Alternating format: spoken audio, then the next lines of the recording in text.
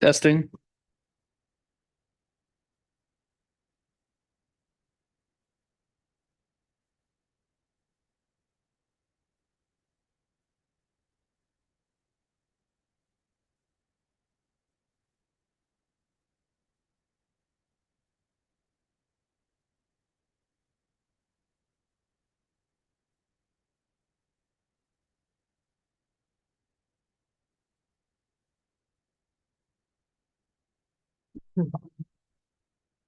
Today is Monday, May 6th, 2024. We are at the Green Ladle. We'll call the school committee to order at 5:30 p.m. and start with the Pledge of Allegiance.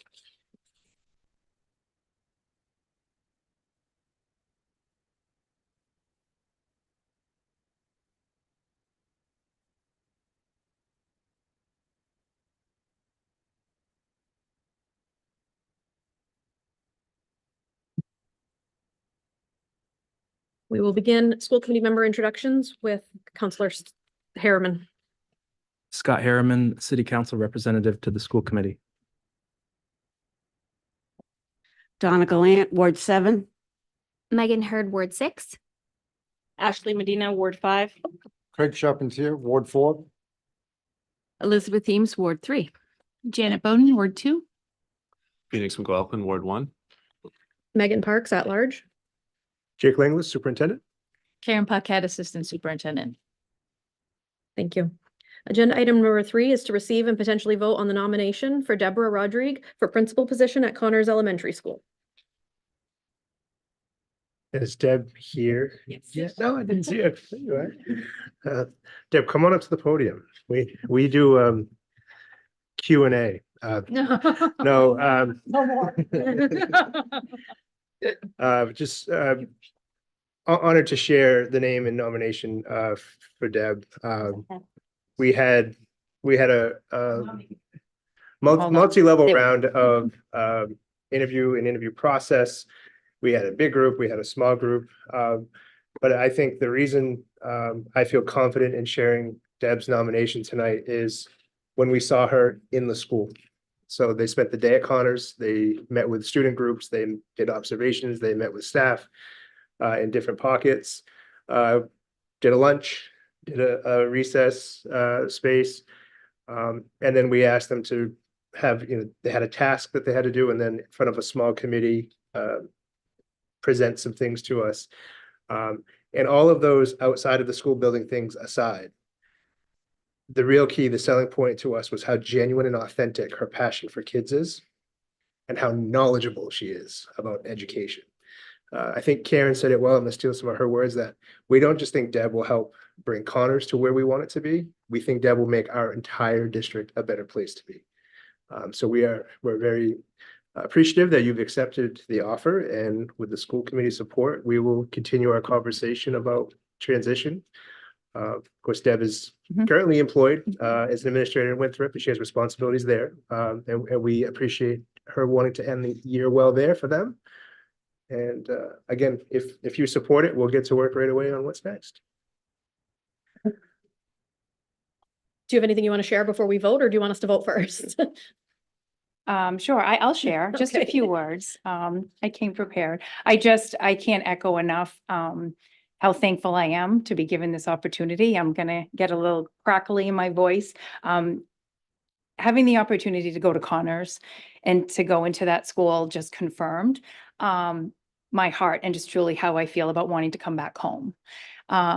I've taught at Longleaf for 19 years, and when I left to get more administrative experience, I knew I always wanted to come back. Just walking into that building just felt so right. It felt so good, and I felt so much at home, and nothing feels more right to me. So I'm so happy for this opportunity. I am genuinely excited about this journey moving forward and working alongside the administrative team and all of the educators. And I will call us all educators because I'm an educator. That's who I am at heart, and we are all educators. I talked a lot about champions, and I feel wholeheartedly that is who we are, is we are champions, and champions for our students, but our students are champions. Our students at Connors are going to be called champions. And that's definitely something that I want to spread because that is who we are. As a native of Lewiston, I was able to return home, and I really want to make this positive impact and a difference in my community. This is so fulfilling to me, and it's the next step that I am beyond ready for and excited for. I am Lewiston proud, and I am thrilled to contribute to the growth and the successes for our families, our community, and all of the educators at Connors. So thank you so much for this opportunity. Thank you. Any committee members have questions or comments? Member Bowden? Yeah, I just have a comment. So I did sit in on her interview process, and I think what really sold me was just the energy that she brought, the positivity that she brought, and she really showed us, we've always said like Connors has a lot of potential and it hasn't hit that yet. It hasn't quite gotten to what it can be yet, and we really think that Deb can bring it there. And there was even a veteran administrator in the room who said, I think I could learn a lot from Deb. And so hearing that, it just was sort of a no-brainer. So I'm super pleased to welcome you, and I would love to make the motion to approve the nomination of Deb as the principal of Connors. Thank you. Member Medina? Thank you. I was actually going to comment on the energy. I can tell you're genuine and really excited to be back, or yet to come back home. So I welcome, and I'd like to second that motion. Thank you. Thank you. Any further discussion, questions, comments before we vote? All in favor? It is unanimous. Welcome back. Thank you.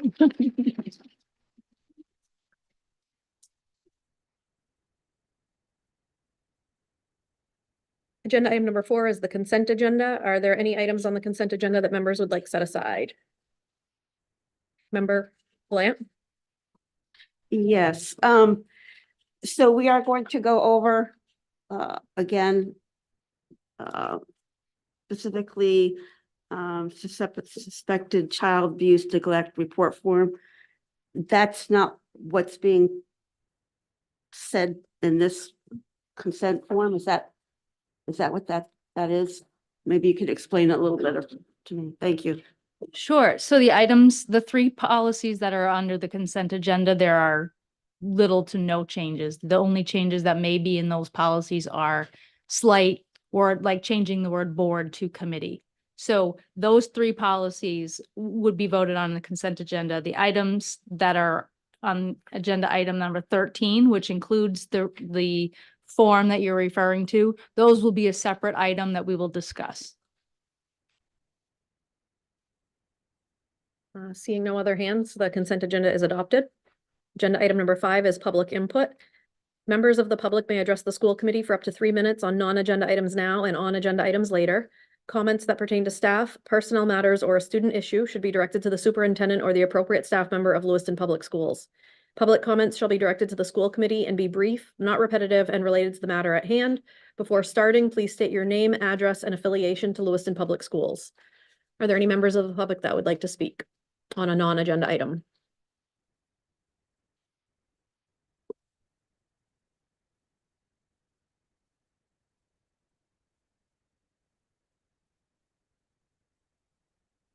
Linda Scott, Ward 1. At the end of the meeting on April 22nd, a school committee member asked that a discussion whether or not we as a school district should continue to have Eid as a day off be put on the next agenda. Several days later, the superintendent put out a statement saying that the intent of raising the conversation was to explore if we could establish a specific date for Lewiston Public Schools' own calendar that aligned with the dates for Eid established by the Islamic calendar. In the meeting on April 22nd, at no time did the committee member mention establishing a specific date. She asked specifically to look at possibly stopping the holiday.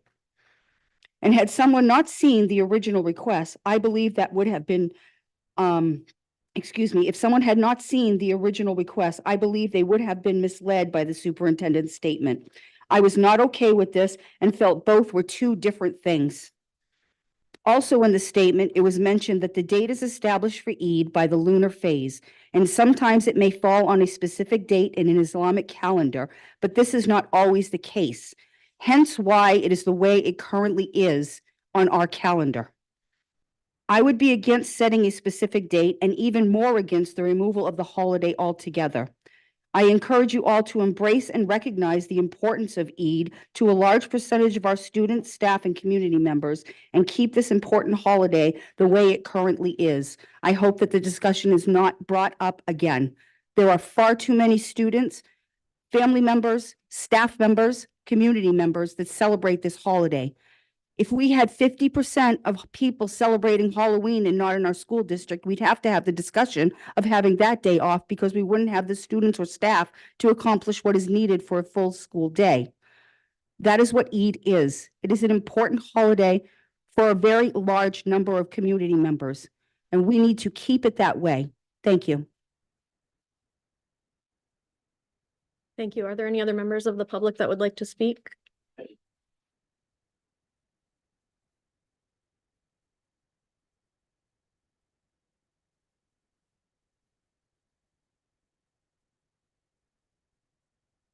If, could you hang on? There you go. Perfect. Thank you. My name is Andre, and I am a member of the Connor Civil Rights Team.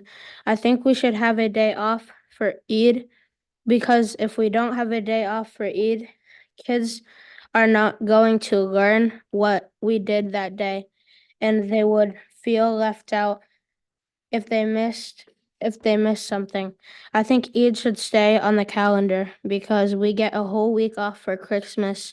Muslims only get one day off. And I think that's wrong to take that one day away. Muslims fast for 30 days. That means they don't eat or drink during the day. They deserve at least one day. Christmas is only one day, but we get a whole week off. Eid is more than one day, but they only get one day to celebrate. That's why I think Eid should stay on the calendar. Thank you. Thank you, Andre. Are there any other members of the public that would like to speak?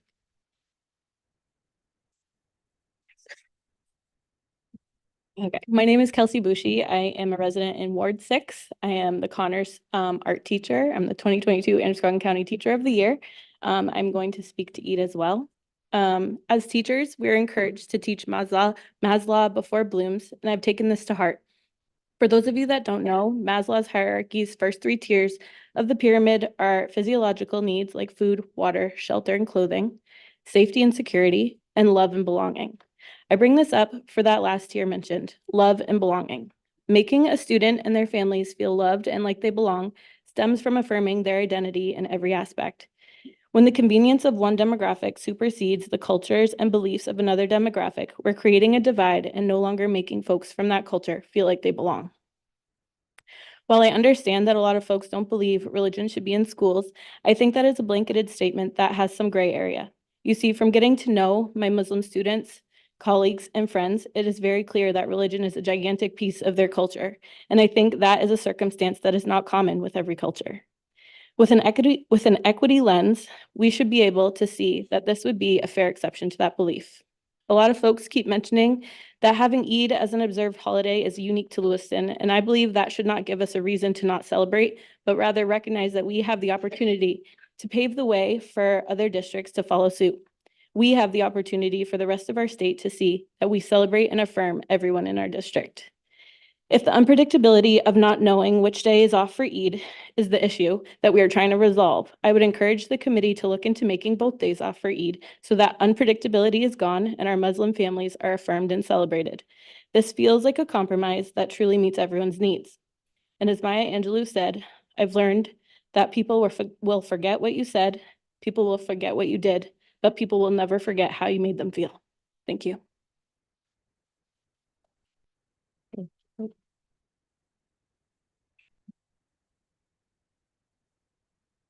Hi, good evening. Thank you, school committee, for allowing us to have a comment. I just want to say congratulations to Deb. I'm happy that Connor established a principal now. My name is Hawa Abdul. I'm a Ward 1. I was a former employee for Lewiston Public Schools. Things that I've taken away is when Eid was recognized by Superintendent Jake Landless. Thank you. That's something that I brag about. Like people from I have family members who lives in Minnesota, who lives in Ohio, and we're like, guess what? Today we have a day off. but you don't. And a small town in Lewiston has recognized Eid compared to Portland, as the official holiday because they recognize that 50% of their population celebrate Eid. And the thing that I also noticing about, especially this year, is one of my some of my friends who are not Muslim, who their children are solidarity, like fasting with their classmates. And they were like, oh, my child is fasting, but I tell him like, you need to eat. And those things that I'm like, I can take away anywhere I go. Like, I'm always going to be proud of Lewiston, and Lewiston went through so much. Let's bring us together. And I really appreciate it for those communities that are feeling, support of, Eid. Imagine if 50% of your population being absent from school, like that's going to be bad on our record.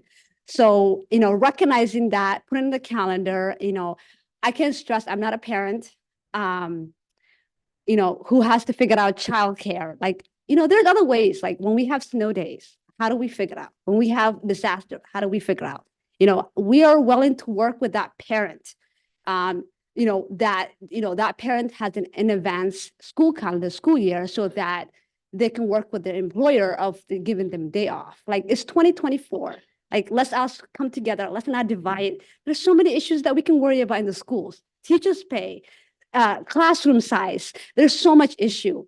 So I really appreciate for those communities that are feeling, fully in support of this. Because your students, imagine if you try to divide it and say, no, we give you Eid, but we're going to take away. So imagine how they feel. I think that is a segregation, in my opinion. I'm sure most of you agree, most of my community friends will agree with me. And as also that as a, it's a small town, like things that we can, Mr. Langlis, superintendent, works a lot with the school and community members of figuring out when is Eid days. It's just 2 calendar. If you look at Google and say Eid al-Fitr, the 25th, what day it is, it's 2 days. You block that so that you don't, parents already aware that. And it's already in advance, like it's in the calendar. So I don't think it should be an issue. And, having Eid is also the second, by the way, Muslim holiday. It's also an holiday that we, celebrate. And so much as Christmas. Imagine if we say Christmas, let's take Christmas away. Imagine how our majority of population, which is, Christian population in the United States. Imagine how would you feel that? So just think about your students, think about your community, think about the teachers that are excited. Think about your child, their friends, their peers, of how they want to feel if you're going to take that away. So I really appreciate you if you guys can, as a school committee, think about this so that we don't have this discussion again and saying about dividing the community. So let's come together, and I really appreciate you for those of you and get to know. I really encourage each one of you to get to know those students who celebrate Eid and how much exciting they get when they have the day off. Even your colleagues too as well. So thank you for your time. Thank you. Are there any other members of the public that would like to speak?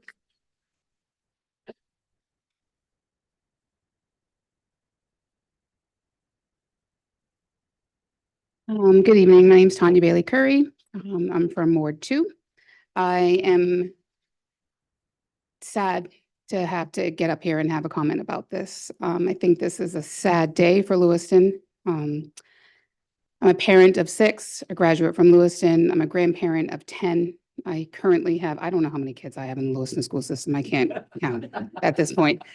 I think all but 2 of them are in the Lewiston school system. And we're not Muslim, but a lot of their friends are. And I can tell you, as a parent that works full-time and owns a private practice, the last thing that I want to worry about is childcare. But we have advance notice on this. This is not rocket science. I think I hear Jake's voice more than I hear my husband's own voice.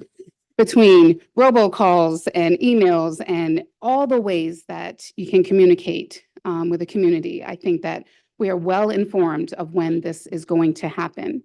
And so the fact that we're talking about this and using parents need childcare, maybe that's why we have to think about removing it from the calendar. The point is, we're removing it because we're talking about removing it because we're afraid. And if we let fear lead us, then we're taking like 10 steps back in the city. As a therapist, I can tell you, I started a private practice with no desire to work with children. I have enough of my own. The last thing I thought of was about working with children. But I can tell you that's half of my the people that I serve, and those half are under the age of 10. And if you want to talk about a strong sense of belonging, then we can talk about what Lewiston has done to welcome students that celebrate a holiday different than what we're used to. And so the thought that we would take a back step to that forward progress is disheartening, and it won't stop there. That's the thing. It won't. If we can't think about who we're talking about 50% of our students. So how can we have this conversation and then talk about social emotional learning or talking about increasing a sense of belonging? Because that's how you increase a sense of belonging. You see the student for what the student brings to the table. You don't leave your culture somewhere else. Haven't we had that conversation already as a city? It's ridiculous. I cannot believe we're having this conversation. We're supposed to be a community that is accepting of whoever our neighbor is. And we're talking about kids. We're talking about a tolerance level where my kids aren't Muslim, but I can hear my son when he's in gaming conversations with his friends, he'll say, oh, you don't celebrate Eid? You should talk to your school. They should celebrate Eid. A lot of my friends celebrate it. So that's why I'm not at school today, but I know for their family, they're doing lots of things to celebrate their culture, and they teach us about what they are.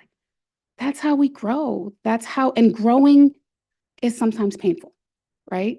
When we change and we grow and we stretch, we get better. But if we continue to have this conversation, we're going to have to do a lot of apologies to the kids that we harm in the process. And we're not prepared as a community to do that level of support. We're not. If we're moving forward and then we have conversations like that, we have to decide if we're going to stop taking a step back. Because some steps back take a strong leap forward that we may not be ready for. We can't be divided in issues like this because we're saying something very clear to those kids. And what we're saying is that they don't belong here. And I know as a lifelong community of Lewiston, I'm not having that. So I hope you don't either. Thank you. Are there any other members of the public that would like to speak? I haven't been holding to the 3-minute time limit just because I didn't realize how many people wanted to speak tonight. But I'm gonna have to start watching the time just to give everyone a heads up. Hello, my name is Bruno. I am a member of the Civil Rights Team. I think it's not fair for us to have school on Eid. One reason is that Muslims only get to celebrate 2 holidays every year, but for those who celebrate Christmas, they have a whole week to celebrate. Muslim students and families would feel excluded from our school community. When I found out, I felt mad because Eid is important to me and other Muslim families. On Eid, I get to go and pray with my family, visit friends, and go to fun places. Please keep Eid on our calendar. Thank you. Thank you.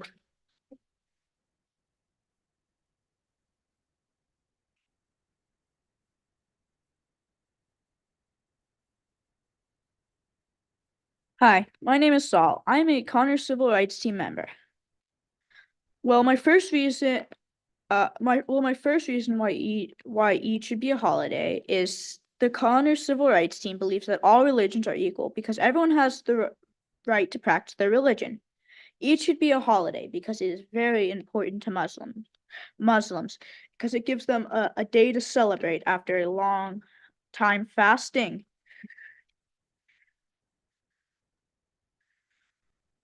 Now, many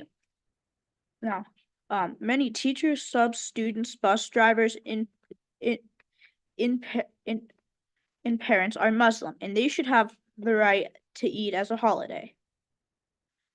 Now, the Muslim religion does not have many holidays, so they at least deserve one day off. It's not fair. It's not fair because they will miss out on fun and learning at school. Thank you for your time. Thank you. Good evening. My name is Jay Mehdi Zimmerman. I live in Ward 5 and I teach 4th grade at Montello. I am here to speak on the benefits of maintaining Eid as a school holiday. Having Eid off makes my students take it seriously and marks the holiday's importance. Discussions about Eid brought my class closer together and increased my students' appreciation for the wonderful diversity of our community. As Superintendent Langlis and many have said, nearly half our student population celebrates Eid, including many students in my class. Because we did have advance notice about Eid, I was able to prepare lessons appropriate to the subject. I gathered readings on Ramadan, and the students read those in their reading workshop, and then prepared discussions on connections to self, to text, to other, to world. My Muslim students were really excited to share their knowledge and their cultures with their peers, and the other students had a safe opportunity to ask honest questions and express reasonable curiosities respectfully with their peers. And it was because this event was so obviously important that we were able to give it that kind of attention. Ultimately, during this lesson, all of my students started sharing their own holiday traditions with one another. They joyfully noticed the commonalities and even issued invitations to each other for next year. The spirit was excellent and the learning was real. Had Eid not been a day off, I do not think the students would have understood the importance of it, nor given themselves and their peers the attention and the space that they needed to share and to learn. Young people must develop the abilities to seek common ground, to communicate respectfully, and to form strong relationships across cultures to thrive in our special community and beyond. Keeping Eid as a day off helps me as a teacher help my students meet those goals. Thank you. Thank you. Are there any other members of the public that would like to speak?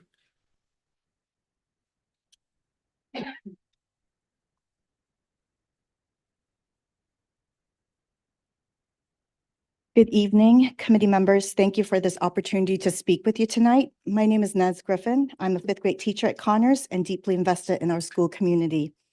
Beyond the classroom, I hold leadership roles in both the Lewiston Education Association's Human Civil Rights and Social Justice Committee and the Maine Education Association's Black, Indigenous, People of Color Committee.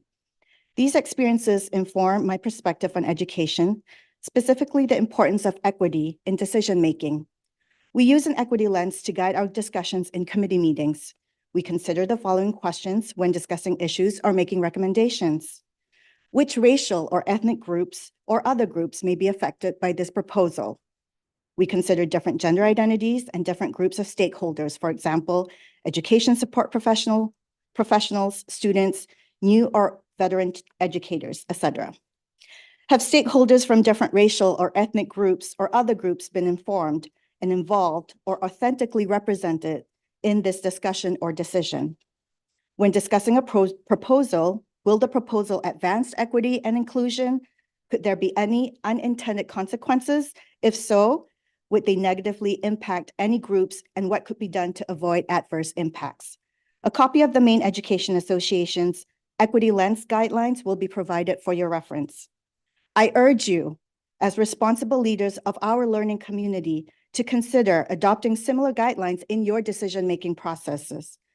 This will help ensure we avoid unintentionally marginalizing any racial or ethnic group or stakeholder. Ultimately, we entrust you as elected officials to collectively represent all members of our school community. This includes upholding the values enshrined in our district's Equity for All statement. I'd like to conclude by sharing a relevant excerpt. We explicitly value and affirm the diverse voices, experiences, identities, and contributions of individuals of all races, sexual preference, orientations, gender identities and expressions, religions, national origins, abilities, ethnicities, languages, immigration status, family compositions, backgrounds, and incomes. Through ongoing reflection and intentional actions, Lewiston Public Schools engages educators and learners in co-creating inclusive, equitable, anti-racist, and culturally responsive learning environments that serve to amplify marginalized voices and challenge systemic imbalances of power and privilege in our schools, our city, and our society. Please do better. Thank you. Thank you. Are there any other members of the public that would like to speak?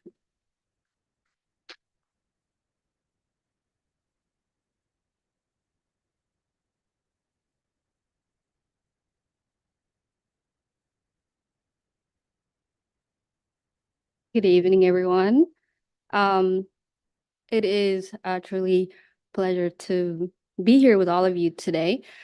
A lot of familiar faces. My name is Mana, and I have the absolute honor to serve as a representative of the state legislature, proudly representing both Connor and Lewiston High School, which is in my district. Additionally, I am practicing Muslim, obviously.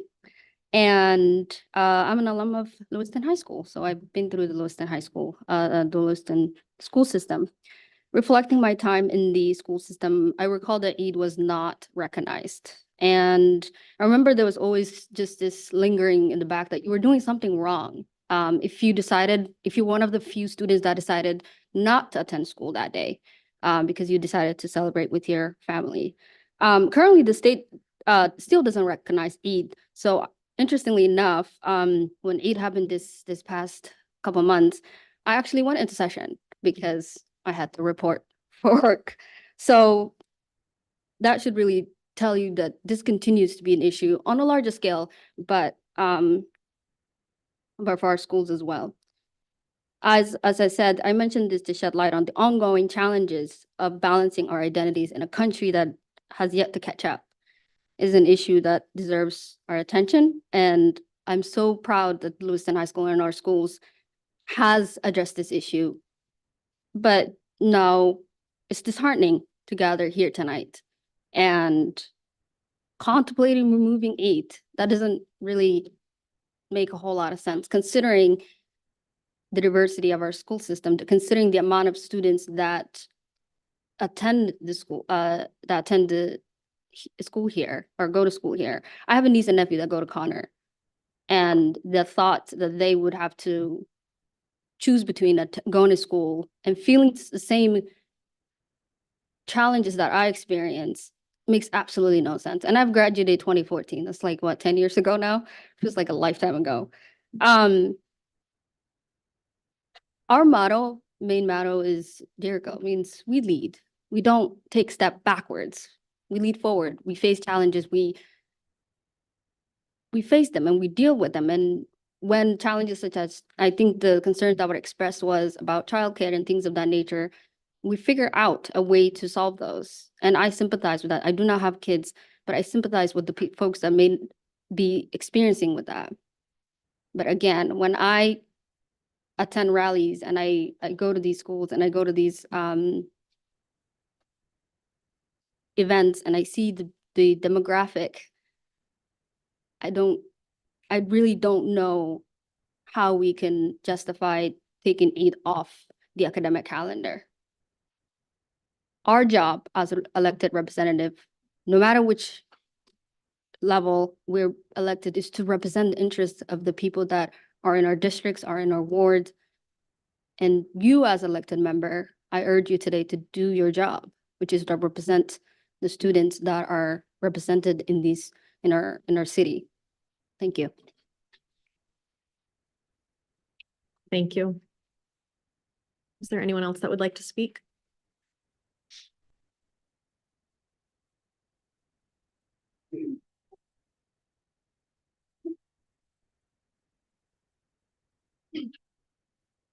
Good evening.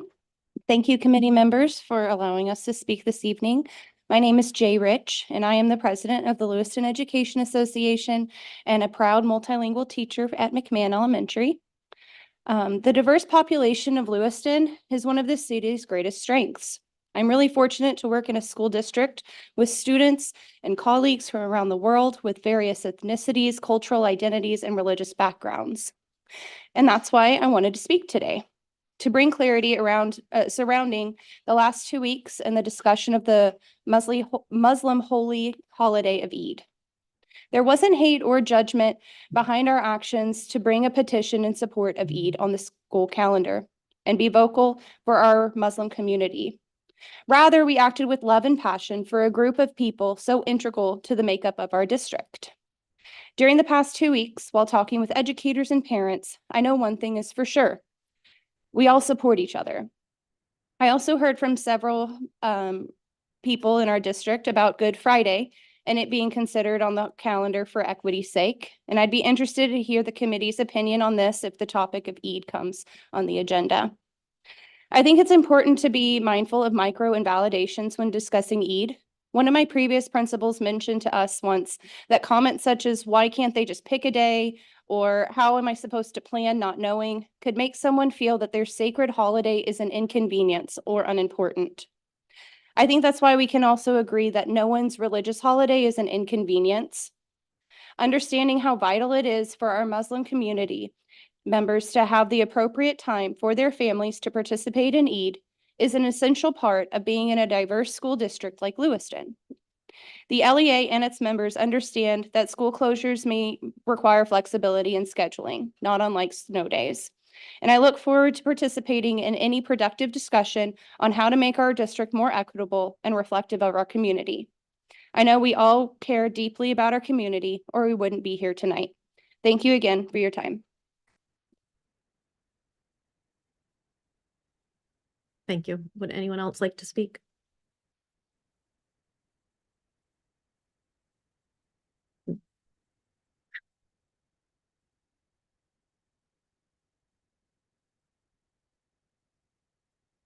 You have to push the button, Hawa. Hi, this is Hawa again, Ward 1, former LPS employee. And I have to say, like, again, this is one of the things, there's so many things I take away from working with LPS.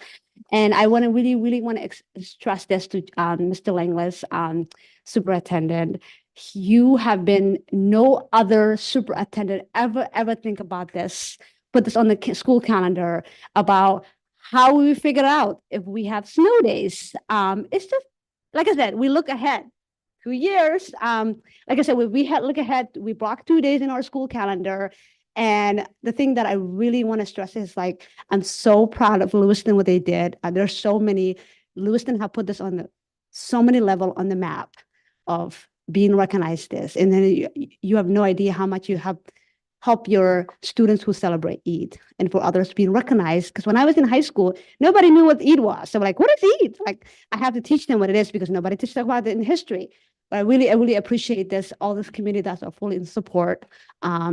And I'm, like I said, I'm a Lewiston member. I'm happy to talk with you. I'm happy to have coffee with you and talk about what Eid is. So I really appreciate you guys for giving us the time today. Thank you. Thank you. Any other public comment? Seeing none, we will move. I see somebody like guessing if they want to get up or not, so I'm good. Does she not want to speak?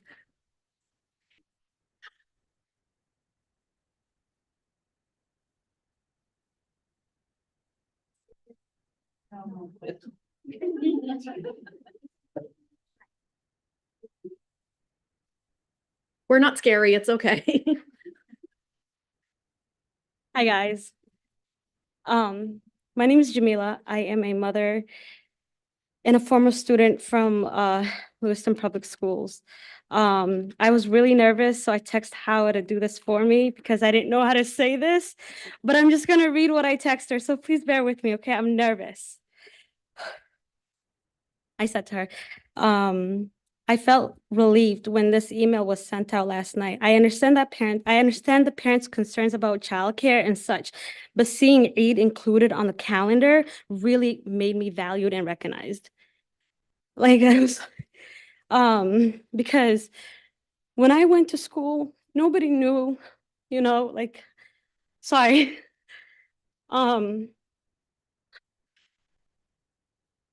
so sorry.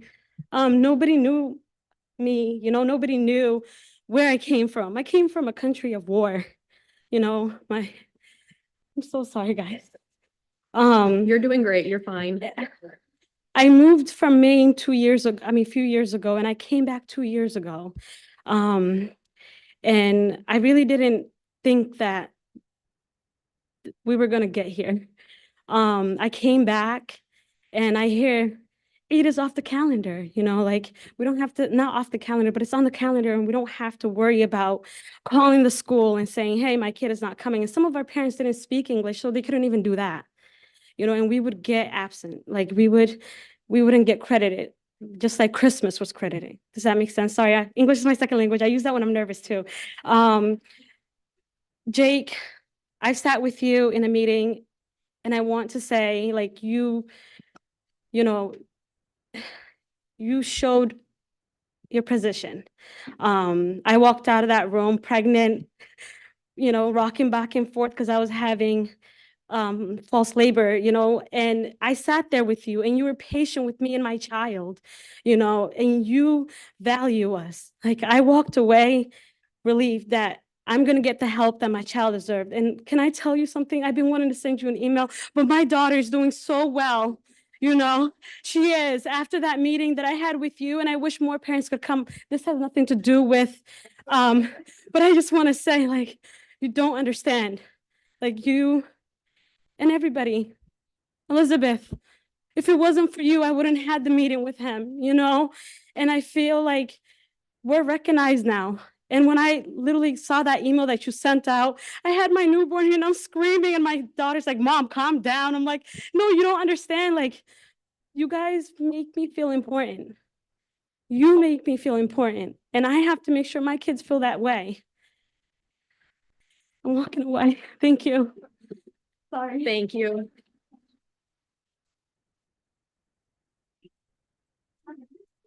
Are there any other members of the public that would like to speak? Seeing none, we will move along to agenda item number 6, to receive and potentially vote on the field trip request for LRTC to attend the National Student Competition in Atlanta, Georgia. So I think Director Callahan will come up to talk about this. We've talked about this prior when students won the state level competitions, and they've done some work to fundraise and try to get the train moving forward. And Rob's here to share the rest and ask for a vote to attend nationals. And he has a handout.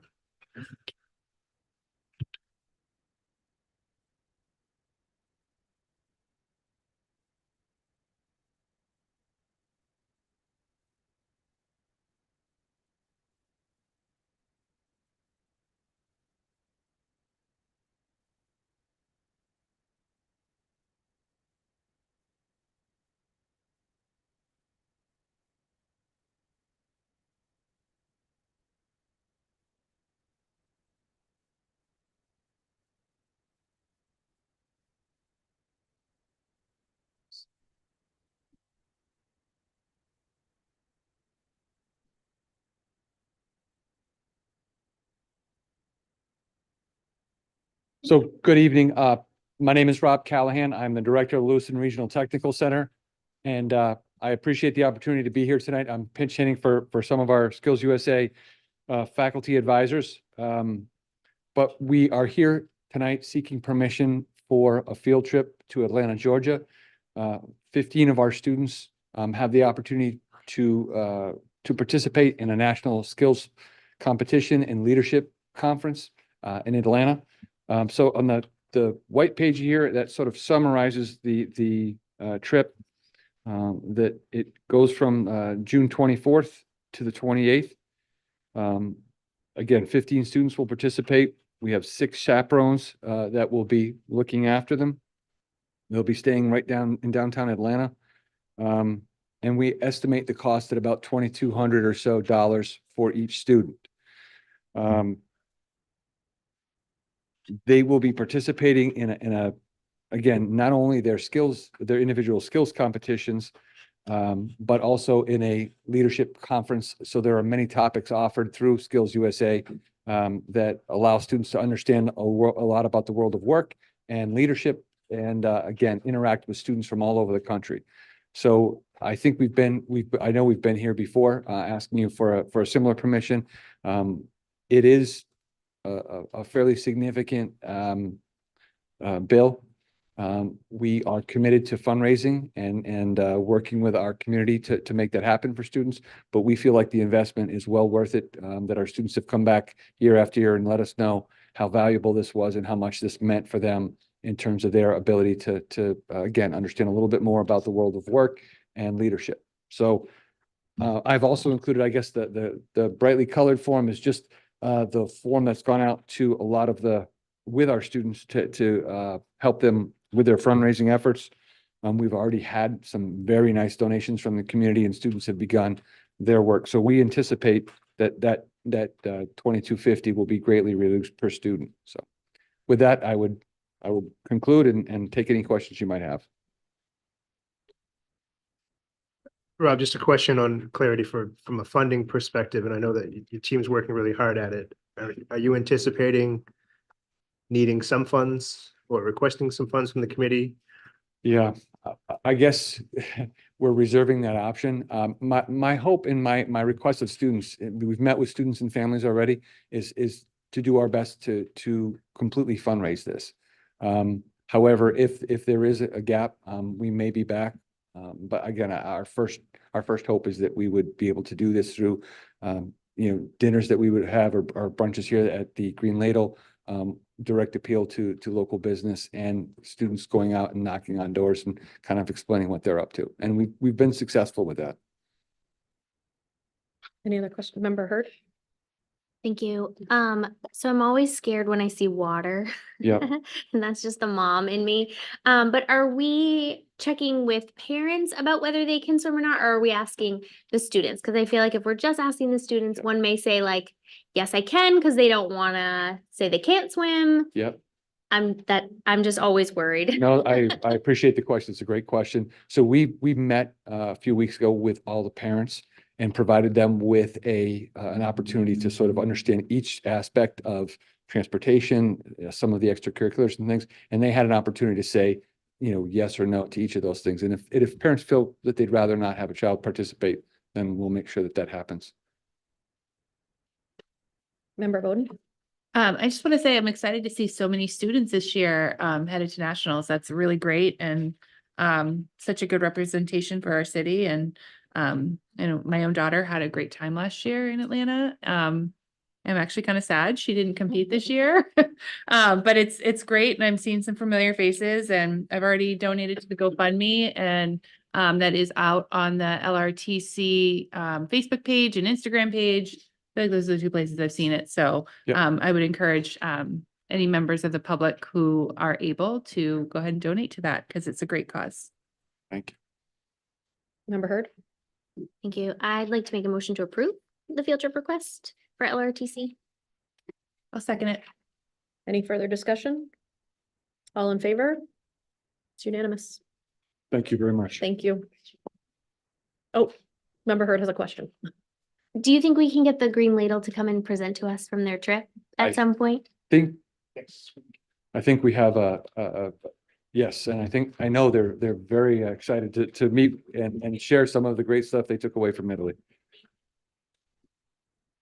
Agenda item number 7 is to receive and potentially vote on the field trip request to the MMEA All-State Music Festival. That's being presented.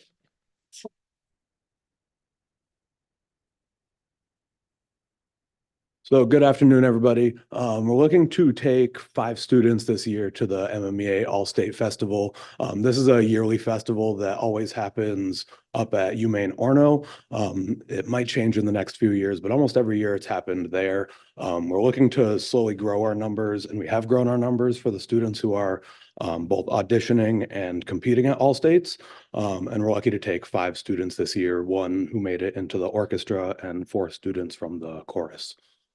But it's a well put on festival that MMEA has been doing for probably over 50 years now. It's done by almost all of the schools who can compete or have the students to compete. And I think that it's great that we're back to competing at that level and bringing students there. So. Any questions or comments? Member Bowden? I'll just make the motion to approve this field trip to the All-State Music Festival. I'll second it. Any further discussion? Member Eames? Since we're all bragging about our kid, my kid enjoyed it so much for all his years going. So he was a singer. So thank you. No problem. Anyone else? All in favor? It is unanimous. Enjoy. Thank you all. I would also just like to add, it's been a long year, as you all know, between hardships, natural disasters, flooding, and almost all of our concerts have gotten canceled. However, this next week, there are a lot of performances So if you guys wouldn't mind looking at the district website, we have musicals happening Friday, Saturday, Sunday this week. The band concert is next Tuesday at 6 p.m. at the middle school auditorium, and the chorus concert's going to be happening later this month. So lots of things happening. I'd love to see some of you guys there. Thank you. Thank you. Agenda item number 8 is to receive information and an update on access testing. And Liza will present.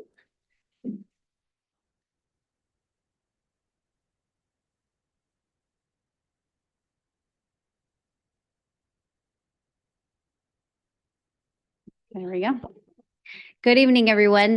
This is always a really exciting time of year for those of us who work within the multilingual department because we get the results back from the annual Access for ELLs assessment. So I do have those to share with you, but in talking to Superintendent Langlis, we decided it would be a really great opportunity to review the assessment and show some sample questions so that you had an idea of what many of our students are participating in. So I think we'll start with the PowerPoint and go through the assessment, the overview of the assessment, and then at the end, we'll share our very exciting celebrations.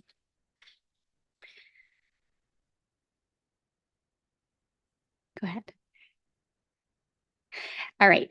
So we are required to administer access. Under ESSA, we have to administer some type of language proficiency assessment.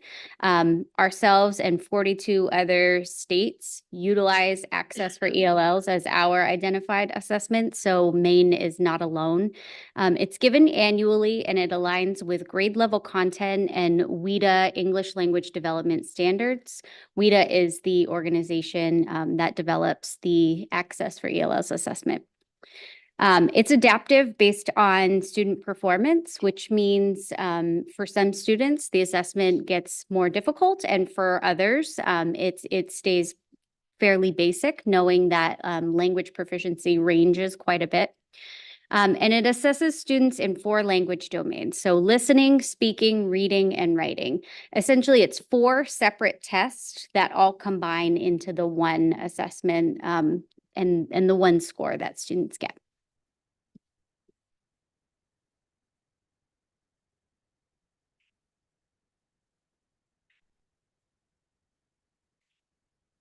So access is scored, like I said, there are 4 different domains: reading, writing, listening, and speaking. Each of those 4 domains receive a different score. The scores range from 1 being the lowest level of proficiency, and the highest score is 6 being fully proficient. In the state of Maine, we recognize a 4.5 as being proficient.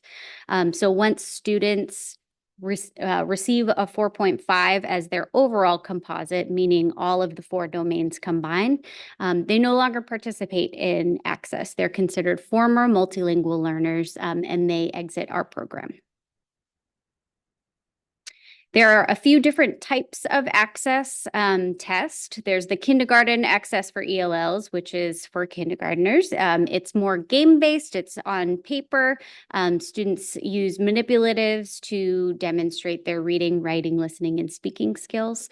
There's the access for ELLs online, which the majority of our students participate in, grades 1 through 12. This is when students get to use the computer to demonstrate their language proficiency in the 4 different domains. And this is the one where you'll get to see some sample questions tonight.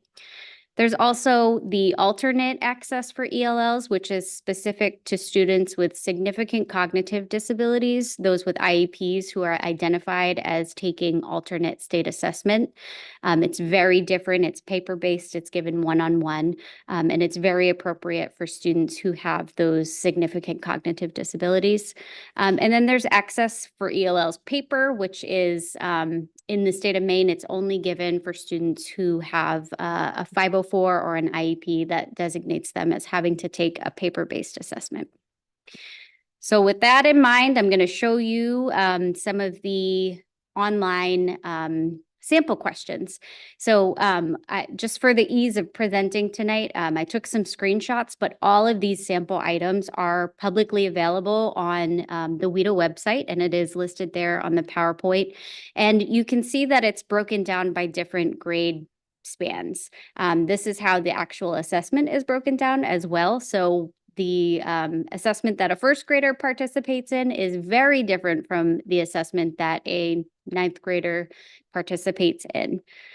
So we'll go ahead and take a look at some of these questions. So if you were taking this as a student, you would log into this website and the computer would give you instructions. Our students wear headsets and they complete the assessment independently. Instead of having you listen to the recording, I actually have the script here, so I will be the computer. They'll show you a picture and there's a theme, and it's all based on grade level content. So this one happens to be based on science. So the script says, Miss Ortiz is talking to students about how ice forms in different areas of the world. This is a listening test. So you would want to listen to my description and you would want to answer it based on that. So look at the picture of the 3 different lakes. When the temperature is at 0 degrees Celsius, the water will begin to freeze. Lakes that are small and shallow or not very deep freeze before lakes that are larger and deeper. From what you heard, based on that description, which lake in the pictures will freeze first when the temperature is at 0 degrees Celsius? So students would need to listen to that description. They would then look at the 3 pictures, and they would have to decide which one would freeze first. So it's multiple choice in the listening questions. They would click whichever one they thought the answer was, and then they would go on to the next one. Again, it's adaptive, so sometimes it gets more difficult, and sometimes it doesn't. Yes. Sorry. Adaptive tests when they're on paper, how does that work? I understand how it would work electronically, but what about the paper version? Yep. So Just there's curious. a few different avenues. So it gives you a list of a few different questions, and then after you complete a certain number, it has you pause, score those, and then it sends you to different tiers. So there's tier A, which is the lowest, tier B, which is the middle. This happens to be a grade 4-5 tier B example, so it's towards the middle, and then there's also tier C, which is more difficult. You're welcome. All right, so let's go on to the next one. This is another grade 4-5 tier B question. This one is actually reading. So all of the reading questions start, again, they have that topic. So they start with a picture and it encourages students to read the word problems about Leo's family garden. So it starts with this picture. It encourages students to look at the picture and then it goes into the question. So go to the next slide, please. So this is very small, but it says, Leo helps water his family's garden. His mom gives him $1.50 each day he does this. If Leo waters the garden 4 days, he would earn $6. So that is the reading prompt. And then students need to answer the question. So how much money does Leo earn watering the garden 1 time? And then students need to take what they've read in the passage, and then they would answer the question. There's typically a few questions based on the one reading prompt. So if you go to the next slide, it shows the same topic, but then it gives a little bit more information and a more complex question. From there, if you go to the next one, again, this is just showing you how it's adaptive. So now it's still talking about the family garden, but now you can see the prompt is longer. The questions are more complex. So it gives students the opportunity to demonstrate their reading ability at multiple different levels. And they'll do this on several different topics. This just happens to be the sample one. This one does not read to the students because it is the reading test. So it's the instructions are given to the students orally, and then students are expected to be able to read it or attempt to read it to the best of their ability and then answer the question. Now we're going to transition into the writing, which is this one happens to be in the grade 3 through 8 tier B example. So similar to the reading, it gives you a topic, it gives you a picture, and it explains what the student is going to be looking at. So in this one is all about measuring boiling points. So Camila needs to use all of the equipment in the materials list to heat 3 liquids and record their boiling points. So then if you go to the next slide, it gives more information. Again, this is 6 through 8, so it's a little bit more complex than the grade 4 through 5 example that you saw. But here it's showing you a lot of different examples. So Camilla needs to use all of the equipment and the materials list to heat 3 liquids and record their boiling points. You'll notice that in the image, it's giving you different academic language that she will use. It's labeling different items in the picture. So it's giving the student all of the information that they need. They just then need to take that information and utilize it to answer the writing prompt, which is look at the diagram showing I'm squinting because it's really small. The diagram showing the assembled equipment, write a paragraph of at least 8 sentences explaining how Camilla will use the equipment to find out which of the liquids has the highest boiling point. So this is not information that students necessarily need to know ahead of time. It's not measuring their ability to do science or know science. We're giving them all of the information. They just then have to take it and apply it in their writing. So I wanted to give you an example of what the scoring would be if students were to respond to this. So if you go to the next one, there's some sample writing responses by estimated level, and I italicized estimated because I am not a WIDA scorer. And so I'm taking the rubrics that they've given us and giving you a pretty general example of what this might look like. So a level 1, again, 1 being the lowest level of proficiency for writing, you're going to see words, chunks of language, simple phrases, a lot of general vocabulary. And so water gets hot, highest boiling point, uses thermometer. So I took some of those words that were given to me, and it's really just short phrases. So if a student wrote something like this, they likely would fall in that level 1 category. A level 2 uses more sentences, but the sentences are repetitive. There's some general vocabulary, and more specific vocabulary is really needed to demonstrate that. It's showing emerging expression of an idea, but it's still pretty basic. So this is more like simple sentences starting to expand on those sentences. So she gets hot liquid, she gets thermometer, and she sees how hot. That might be a level 2, right? So you can see how it's starting to form those sentences, but it's still not quite there at the level of proficient writing that we would like to see. Once you hit the level 3 there, you're starting to really see developing organization of an idea. You're starting to see sentence patterns and a range of sentence patterns, and you're starting to see some specific content words to describe. So she will use the equipment, she will measure the temperature of the liquid, the boiling points are different, and she will compare them. So you can see how my sentences are starting to become more complex.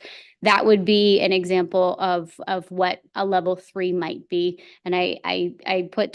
because likely they're going to write more, right? This is just to give you an idea of how it builds. And then at a level 4, this is where you're really starting to see connected text. You're starting to see a lot of structure, range of sentence patterns and grammatical structures, using very specific and some content specific and technical content specific language. So first she sets up the equipment. Next, she places the beakers on the mesh. So I'm using the language that the prompt provided me. She identifies the temperature using the thermometer and documents the boiling points of each liquid. Finally, she determines which liquid has the highest boiling point.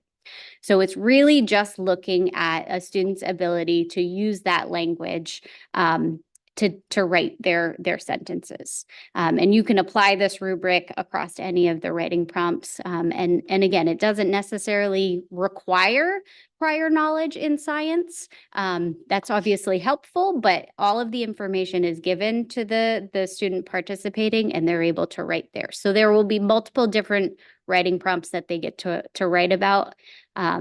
And then that's it. So we'll go into speaking, which is very similar. What's unique about the speaking assessment is that students wear their headsets with their microphone, and they actually have to record their voice responding to the prompt. So this is grade 2-3, so it's going to seem a little bit simpler because it's grade appropriate.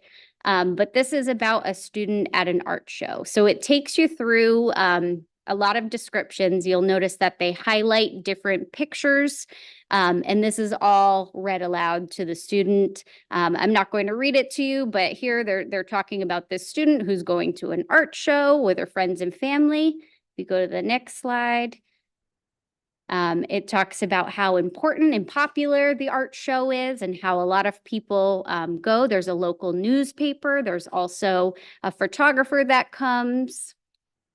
Go ahead to the next one. Then it describes the jobs of the folks that are joining. So it highlights the photographer and explains what she's doing there at the art show. Go on to the next one. Then it explains the reporter's job and how he talks to people at the art show. He interviews people, asks them questions, takes notes, and then later uses those notes to write a newspaper article. Now it's your turn. Tell me about what the reporter is doing at the art show. So the student has to listen to those descriptions, use the picture, and then when they're ready, they press record and they have to describe what they're seeing and answer the question. So similar to writing, I wanted to give you an idea of what some different speaking scores might look like. So if you go on to the next one, a level 1, it uses very similar expectations to writing. So you'll see level 1 art. He takes pictures. He talks to the girl. It's words, it's oral phrases, it's chunks of language, it's everyday social language. Students don't need to have academic language to be able to respond at a level 1. And that's the biggest misconception of this assessment is, but this child speaks English. This child speaks to me fine. I understand them fine, but that would be more conversational English. This is about how do they apply academic English. The level 2, it's getting more complex. So the student might respond. They're at the art show. They take pictures at the art show. They talk to people at the art show. You'll notice that there's emerging expression and idea, but there's a lot of repeated language. Some of it is repeated from the prompt. And again, it's still general content words rather than that specific academic vocabulary. The level 3 might look like the school is having an art show. The reporter is asking questions about the student's art. He interviews students for the newspaper. So we're getting more specific content words. We're starting to incorporate a range of oral phrases, sentence patterns, and grammatical structure. And then the level 4, again, gets much more complex and uses a lot more specific and technical content area words. The reporter attends the art show to gather information for their article. While attending the art show, the reporter speaks to students. The reporter interviews artists, takes notes about their responses, and will utilize the notes to write an informative article about the event. Yes. Sorry again. So there are 5 and 6 though possible answers. Yes. You just didn't give them to us. No, because- I stopped at the level 4 because that's where students would score proficient if they hit the 4.5. With the 5 and the 6, again, it just gets more and more complex. Yep. I just wanted to clarify. Yeah. Thanks. Yep. So any questions about those sample items before we get into the exciting stuff of sharing our results from this year? So the access testing, is this just to determine which students are proficient, or does this determine like what grade level they're reading or writing or speaking at? Yeah, good question. So this just determines their proficiency in English. So different from like the NWEA reading assessment, where that gives you a Lexile band and telling you where you're performing at that reading level. The Access for ELLs assessment it demonstrates your proficiency in English at that grade level. So not where you fall, but how proficient you are at that grade level. So are students required to be proficient before they graduate high school? What's the expectation there? Like, how does that all work? Like, are we sending our students into society, and we're like, oh, maybe they're not quite there yet? Sure. So it is not a graduation requirement. So we do have lots of students who graduate who have not demonstrated proficiency. We have students in AP classes who have not yet demonstrated proficiency. So I do think it's important to note that it's one data point, right? And it's not all encompassing of everything that a student can do. Although the state of Maine does use it as the single data point to exit students from the program, but that does not keep them from participating in any coursework or graduation or extracurricular. They have equal opportunities to do that regardless. Member McLaughlin. The assessment question also made me wonder, so these students also take all the regular assessments that are required of students? Is there any, I guess I'm curious how those results inform how the students are then directed within the MLL program? Does that affect things, or is that pretty separate? It's certainly considered when we determine programming. I think the majority of how we determine programming falls on the access assessment, although we do utilize that as an opportunity, as well as classroom performance, formative assessment within classes to see, because again, it's one data point, right? And so if a student isn't performing to the best of their ability, they may not show what they're truly capable of on that assessment. And so we do consider other factors, but primarily the access results. Any other questions? This may be a silly question, but I just don't know how it works like in the long run. So if a student is in, say, 4th grade and they hit the 4.5 and they're proficient, and then what makes sure they're maintaining that? Do they then get tested again in like 2 years or 4 years, or to make sure that once they get to like the high school level, they're still proficient and they haven't fallen behind? Yeah, that's a really good question. So we're required to monitor students who have exited. We monitor them for 4 years. So what that looks like is different depending on the level. But for example, at the elementary school, we have monitoring forms that go out, and there's usually an administrator at the building who is responsible for gathering that information from the general ed teacher. So how are they performing compared to their peers on grade level assessments? How are they performing compared to their peers on state assessments, other standardized assessments?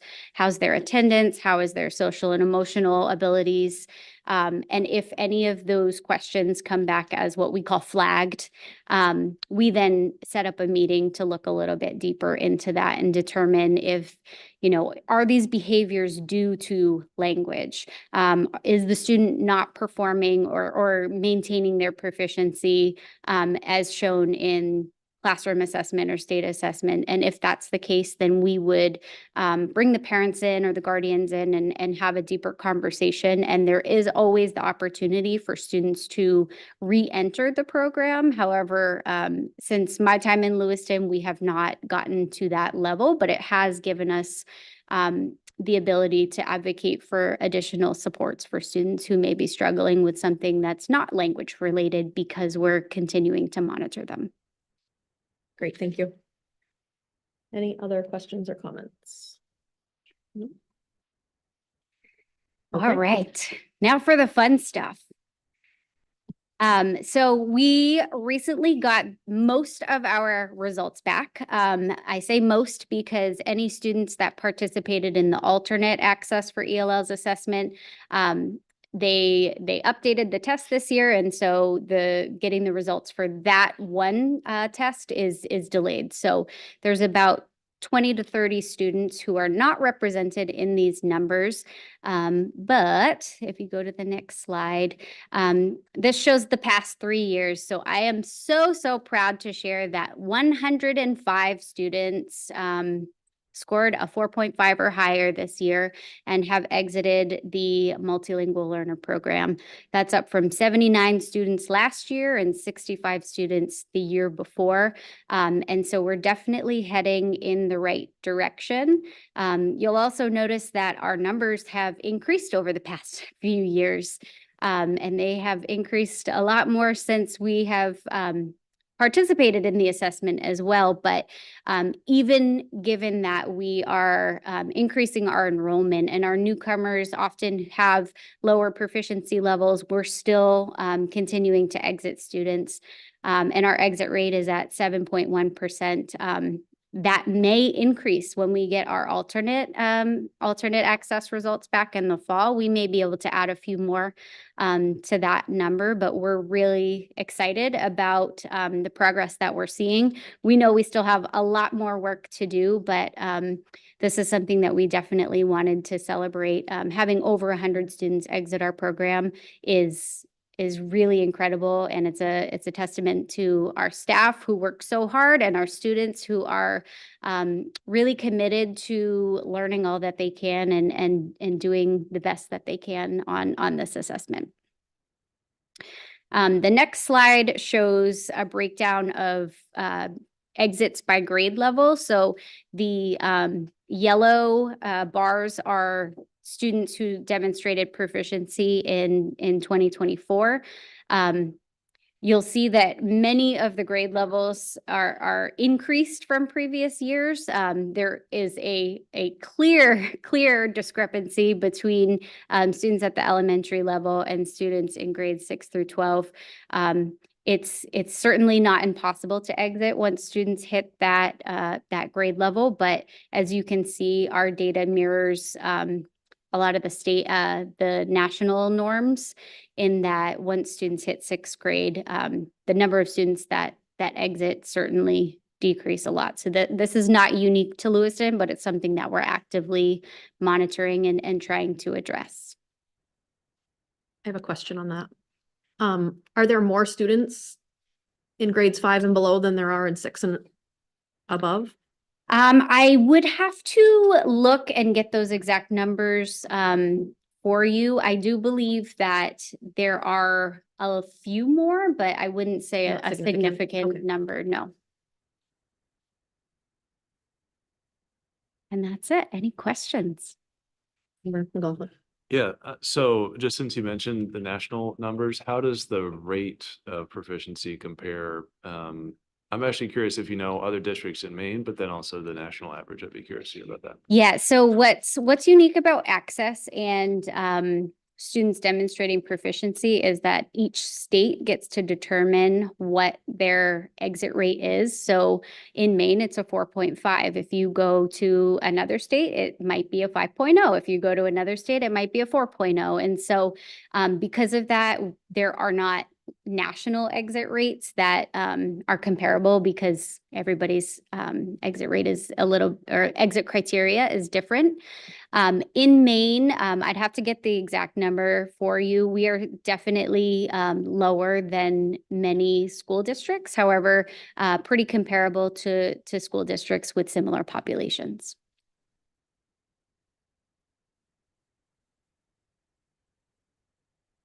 Any other questions? Member Medina? Just a comment.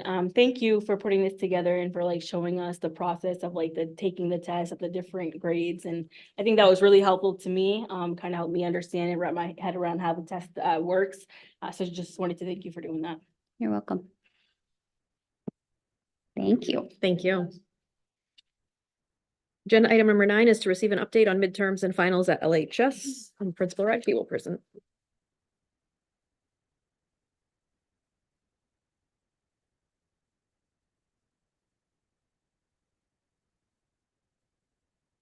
There we go. Good evening, John Radke, LHS principal. We've got a couple of slides here. I just wanted to give you a quick update and then get some, time if you have questions for me that I'm happy to spend some time on. So go ahead. Semester summative assessments came back in January of last year. And so one of the things that we have been looking at is using that. The format we've used is 2 exams a day and then a remediation period. And so one of the things that's crucial for us to understand is, how is that remediation period being used? Are we getting students in? I would preface this by saying some of these numbers can be the data is not great because it's self-reported by teachers, and oftentimes it's the last thing on their list, understandably. But it gives you a rough idea. And what they were saying in January of 2023 is that the busiest day, obviously, was the first day of exams. Kids are running in, trying to figure out what's on the exam that's to come. And then that gradually decreases as you get on through the week. Likewise, it's got a pretty equal spread in terms of grades, with 10th graders being the most concerned and running in and getting extra help, as far as we can tell from the data set. So nothing terribly surprising.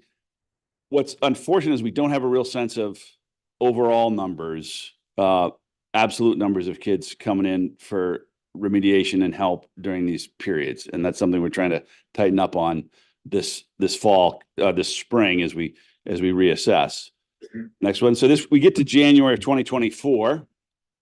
Again, Thursday, the last day of exams, very few students coming in to remediate anything, with Monday being the most. And then we look at the same question for the next, which was by grade level. And interestingly enough, and this is why this data is sort of squishy, apparently no seniors came in for extra help, which I just know is not true. All right, because I know that somewhere, but it's a little, soft data. We'll try and get you something a little more rigorous, from this set of exams. Next one. So one of the questions we had to ask was a 3-day format or a 4-day format. There's 2 ways of doing exams. We could either do 2 exams a day over 4 days, or do 3 a day, 3 a day, and then 2. And so we posed that to the department heads, and they were overwhelmingly in favor right now of maintaining the 4-day. And so we put it to the staff. Not a lot of staff had a strong opinion on it. Only 38 people answered it, but they were all overwhelmingly wanting to keep the same format as we've had all along for consistency's sake. This is something we're going to revisit every time we do it, because I'm fully aware of the time commitment that goes into this. Go ahead. So this is what it looks like this year. Is that normal classes on June 3, 4, and 5. And then we have Thursday as a barbecue, half day with a barbecue, traditional, send them off. And then they come back, periods 5 and 7 on that Friday, 1 and 3, 6 and 8, 2 and 4, and they're paired that way. So students who are at LRTC are able to take the exams. They're 120-minute exams, and starting at 7:45. 10 o'clock. So there's a little bit of 15 minutes for them to readjust between, which is not a lot of time, but it's something. And then the block from 12:30 to 2, teachers are expected to be in their room to do either makeup exams or remediation of standards and standards recovery work. Most students leave at noon, although I'll be interested to see how that boils at the end of the year. As we're going to have a lot of students who are close. They didn't have Mud Week. They didn't have Ice Week. This will be a last chance for a bunch of them to avoid summer school. So we'll see how that works. So that's just an interesting, piece of data I'm looking at collecting. Next one. So I know there's been some concern about, the fact that exams, what happens in the exam time or the semester summative time has varied. And one of the things that is true about this January is it kind of came up on us quick, given the events of the fall and the fact that we did not have a ton of professional development time. For all the right reasons, we sort of backed off of that, gave some people some space.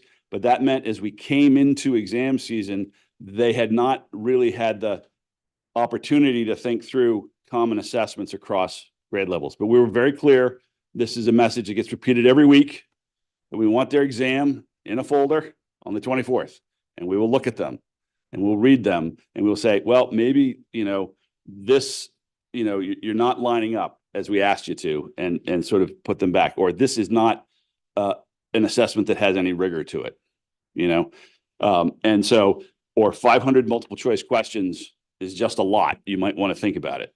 So anyways, that gives us a chance as an administrative team to quickly look through we didn't have an opportunity, again, because of the run up to midterms. Usually the department heads would look at them. We sat down as a group and looked at all the exams that people were giving cross-discipline to make sure that things were relatively rigorous in past years. Didn't happen this fall. So we audit these assessments as needed and make for adjustments as needed. Is there another one? So impact on grades. So a little bit about this data. When you look at 2021, we only have the information for our current juniors and seniors. So that's 2 years when they were freshmen, sophomores. 2022 we got 3 years worth of data. And then this year, obviously, we have everybody. And it's a wash. There does not appear to be any major impact up or down based on semester summative assessments. Remembering also that they are only worth 10% of the grade. So they're intentionally designed not they can help you, but they won't blow you up, if it doesn't work. So that's, go ahead. So that's sort of the by the numbers look at it in terms of other points that people support. It does support that horizontal alignment. You get the English teachers in grade 9 talking to the English teachers in grade 9. And you get the history teacher in this classroom and the history teacher in this classroom talking to each other, and their courses coming out much more equal. That is absolutely a benefit of this. Content team leaders, when we had a chance to go through them, was a real opportunity to assess the rigor within their departments. Because that wasn't you have to have common work to look at.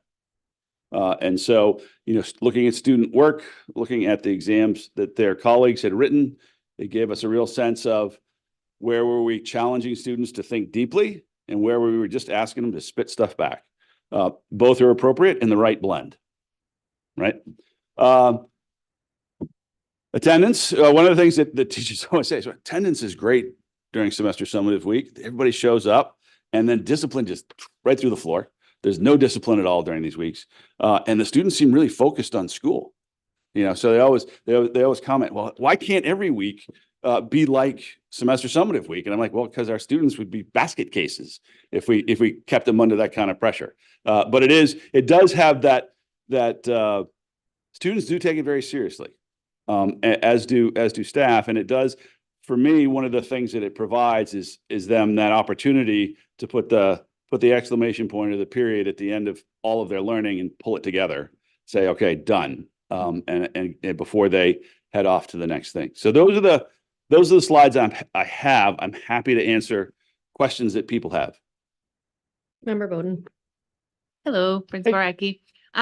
So you did answer some of my questions in there, which is great. I love to hear that the teachers are communicating and their tests are, or if they weren't before, are going to be more similar now. That's really great to hear.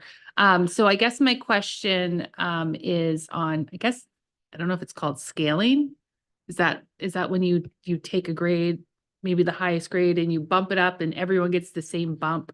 Yeah, that's not really grading on a scale, but that's what they seem to think it is. Okay, so I don't know what it's called. Yeah, they throw 10 points on, haul the class average up, and yeah. So is that typical practice in every class? And I only ask because kids talk, and Sure. Some kids know that in this English class it was bumped up, and in this English class it wasn't. And so just for equity purposes, like, where are the teachers going to be on the same page with that moving forward? So here's the challenge. In the state of Maine, teachers are 100% responsible for the grade and how they arrive at it. Now, we have asked them to do certain things, but there is nothing that says a teacher can't say, well, I'm just going to put 10 points on this and pop everybody up, and another teacher not do that. The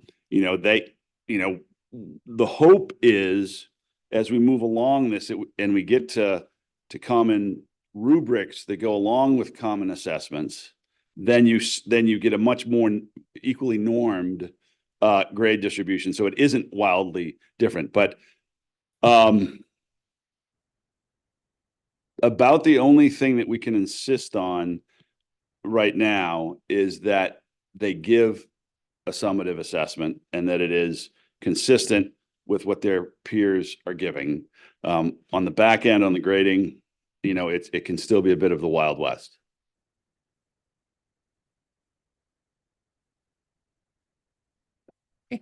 Last question, I guess, is on the assessments that are given, is there a certain number that are like subjective? I don't know how to word this. So you could have multiple choice, but then you could have some essay questions on there that the teacher needs to grade. Do you limit it like a percentage wise, like so many can be multiple choice, but you can't do the whole thing that way, or? So the teachers who teach the course will decide the format of their test. We have not said, we'll look at them. If somebody's given a 500 question multiple choice, I'm going to have some questions for them because that will be mostly fact recall and say, that's really not appropriate. Where are they getting a chance to show you that they've integrated this information? But if every government teacher agrees to give the same multiple choice test, and that's all they're going to do, that's a common assessment, and they can take that design. The hope is that as we give them more tools on ways to assess things that are not, spitting back facts, and as we give them more tools in terms of standardized rubrics, then that problem goes away over time. But yeah, I mean, teachers, plural, can design their assessments that they think best assesses the course material. We're desperately trying to push them into a balance of things. But mostly because I say, don't make your life more difficult than it needs to be. And if you give 500 multiple choice questions, you're grading 500 multiple choice questions times 100 students. There goes your weekend. There are other ways to do this that are valid and reliable and give you a sense of what the student doesn't know.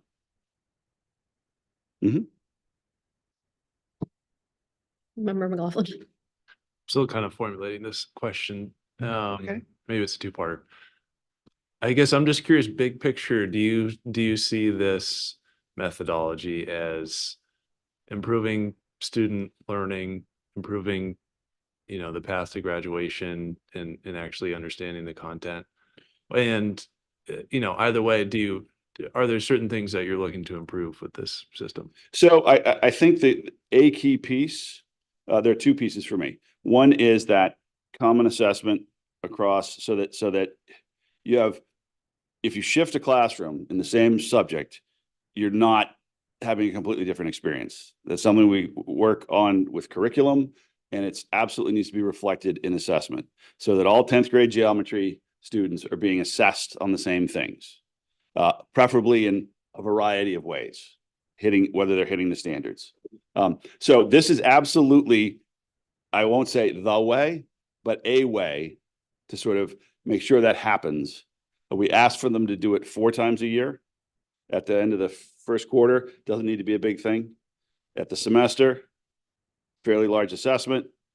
Third quarter, doesn't need to be a big thing. And that's sort of we're working on it. But I'll be frank, it's herding cats sometimes. So what I think is that then you're saying, we know what they know. Let's raise the game. I think one of the things that it's easy to do is underestimate what the students are capable of. So as they meet sort of equal standards across and say, okay, let's now this. So does that answer your question? Yeah, and I think it also makes sense for when they're transferring the grades as well and stepping up ninth to 10th, then they know where they're starting from. Yeah, see, it shouldn't be a mystery to the 10th grade English teacher what the 9th grade English teacher taught them. And that's, increasingly, we've just, I don't know if this has been discussed here, but we brought on board a 7-12 English curriculum that will go a long ways if implemented with fidelity to sort of take away that you don't, grab bag, you don't know what you're going to get within grade levels and between grade levels. Is there a minimum acceptable assessment? Like you keep saying 500 multiple choice. So you can just do like 10. That's why we're multiple looking choice, at them. or- You can't give them, a 5-question quiz. The idea is that it's rigorous and it assesses 2 or more standards. So, there's lots of ways you might do that.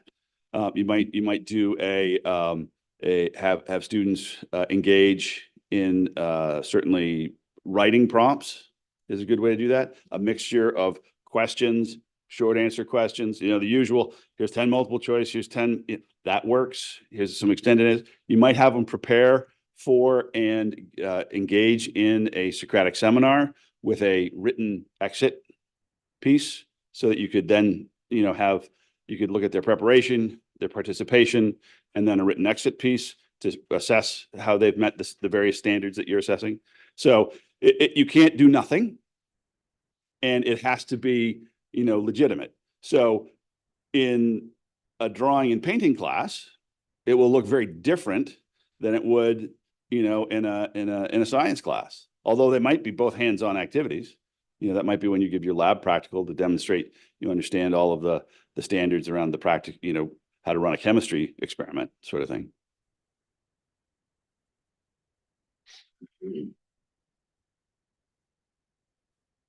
Memories. As a teacher, I'm always amazed how we train our students to work so hard for that exam. So I would give a map quiz, for instance, in Right. one of my African studies classes, only 5 points out of 100, right? But they were so on for that day. Yeah. It was amazing. Yeah. We train them. So from little ones, we've trained them to just perform for, be the fancy dog, the dog doing the tricks. Whereas really what we need to get them to do is to always be on, always be disciplined and thinking deeply. So anyway, so for 10% of the grade, I'm glad they're doing well. That's great. They're on, they're working hard, they're paying attention. Great. And I'm really happy you've got teachers talking across the departments. That's wonderful. Again, as a former teacher, that's so important. And the rubrics, getting to the place where teachers share rubrics, that just makes grading more subjective things so much better and so much easier and so much more consistent. So all of these things you're describing are wonderful practice. So thank you. Keep it up. Any other questions? Member Bowden? Just a statement. I was just going to say thank you for continuing this on.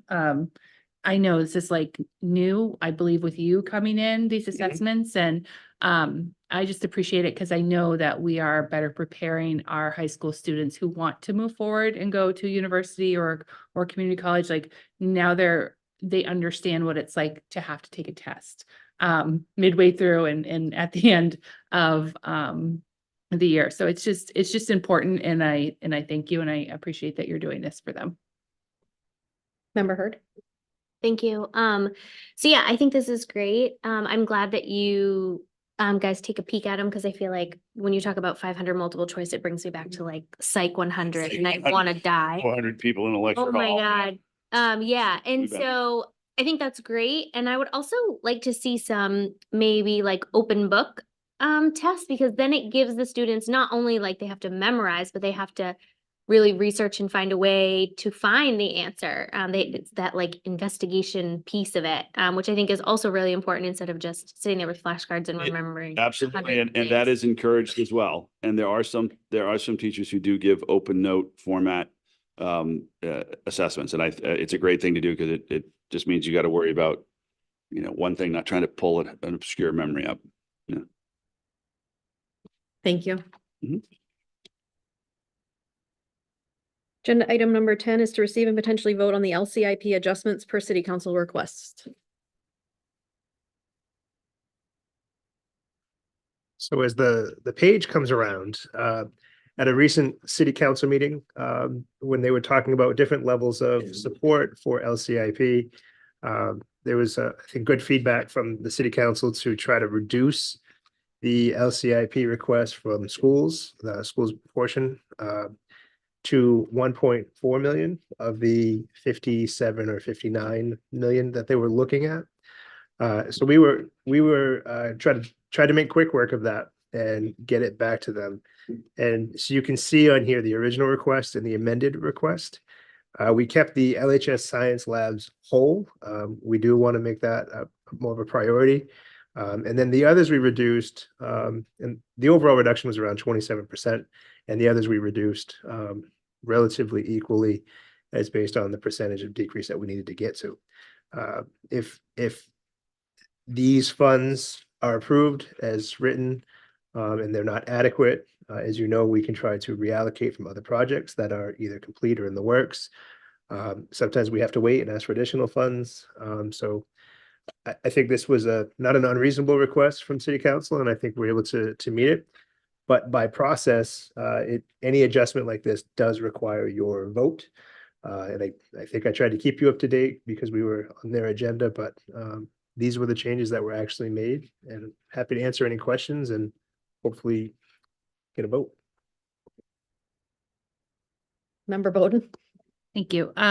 So I was at the city council meeting where they discussed this, and it was actually a question that I had that actually a couple of the city councilors asked you, and I think it's worth just repeating to the public, and it's around the Geiger Playground Edition. I know when I heard that was on here, I originally thought, wow, Geiger is fairly new, I guess. It seems fairly new to me. And the playground seems great, and they have a lot of space. And so I didn't understand why Geiger needed a playground edition. That didn't make any sense to me, and it didn't seem like a priority. And I know a couple counselors asked that as well. So could you speak on that just so the public understands? Or Bill's going to come up and speak. I'm going to ask Bill to come up too. There's some more logistical pieces to that he loves it when I ask him to come up. Yeah, right. So just some history on the Geiger request. We're supposed to have a 5-year plan for our LCIP request, and this is one of those ones that's actually, it's on its 6th year. It was in the 5-year plan to come through. So when asked for requests, Principal Gish had put forward a playground expansion so that they had more opportunity to put more students on the playgrounds, to kind of split up with lunch and playground so that they can have a bigger recess time and have more students on that. So it was kind of the foresight of seeing what her school needs are, putting it into an LCIP request and kind of following that process. So I get that, you're seeing that it's a new school, but this was something that was put forth essentially so that the school would run more efficiently. Can you specifically talk about the playground that they want to replace and why? So they're not replacing, they would be adding to their current playground.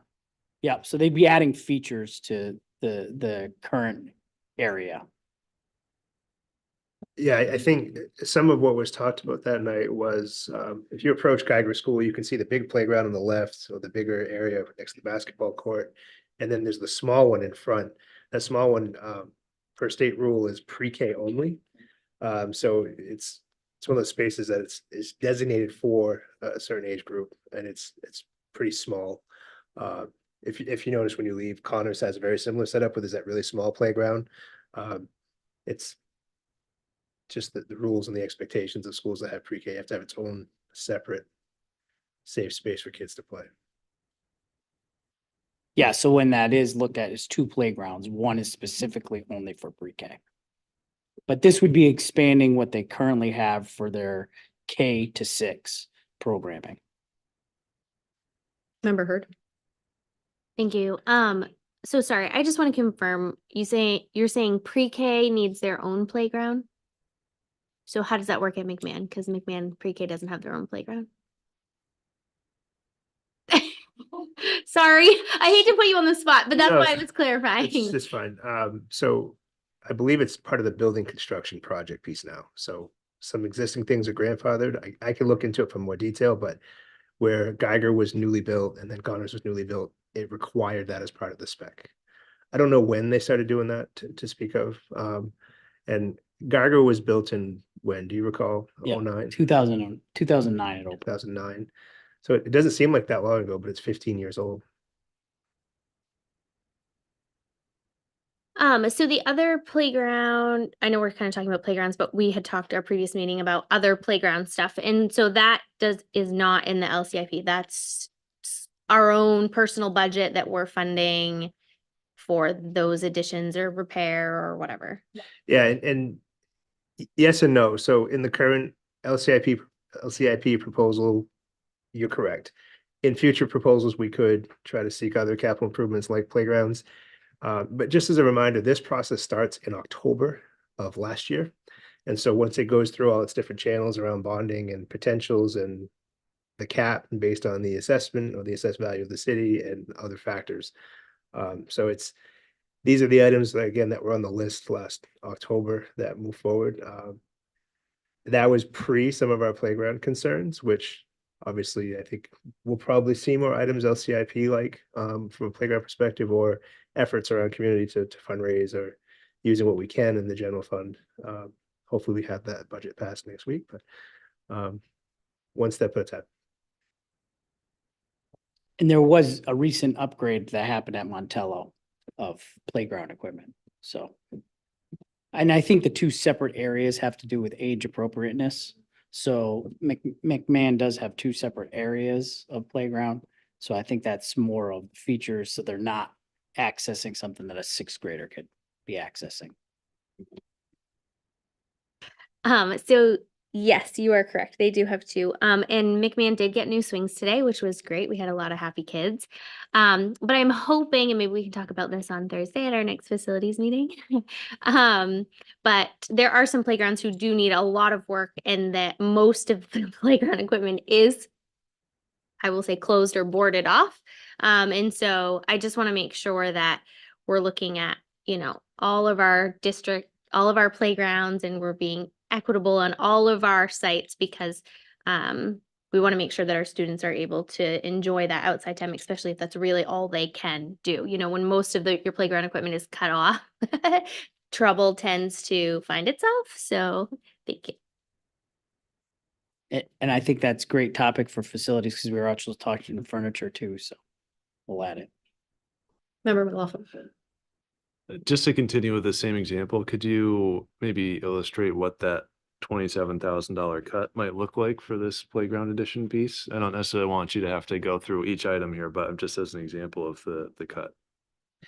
I mean, pretty straightforward. It's less equipment, really. And equipment has specs on their install to meet the safety regulations. And so a $27,000 cut will be less equipment that can't be installed. And, you're looking like a 1.5 swing sets would be $27,000. Okay, thank you. Is there a member Eames? I just want to make sure we didn't lose any piece from the CIP. We just lost a percentage of the different items, right? Correct. It's a good question to ask. We did not remove any items that were approved prior. We did reduce 4 of them and left the science lab, the whole request. Is there a motion to approve? I guess I'll do it. I'll make the motion to approve the year 25 LCIP request. I'll second it. Any further discussion?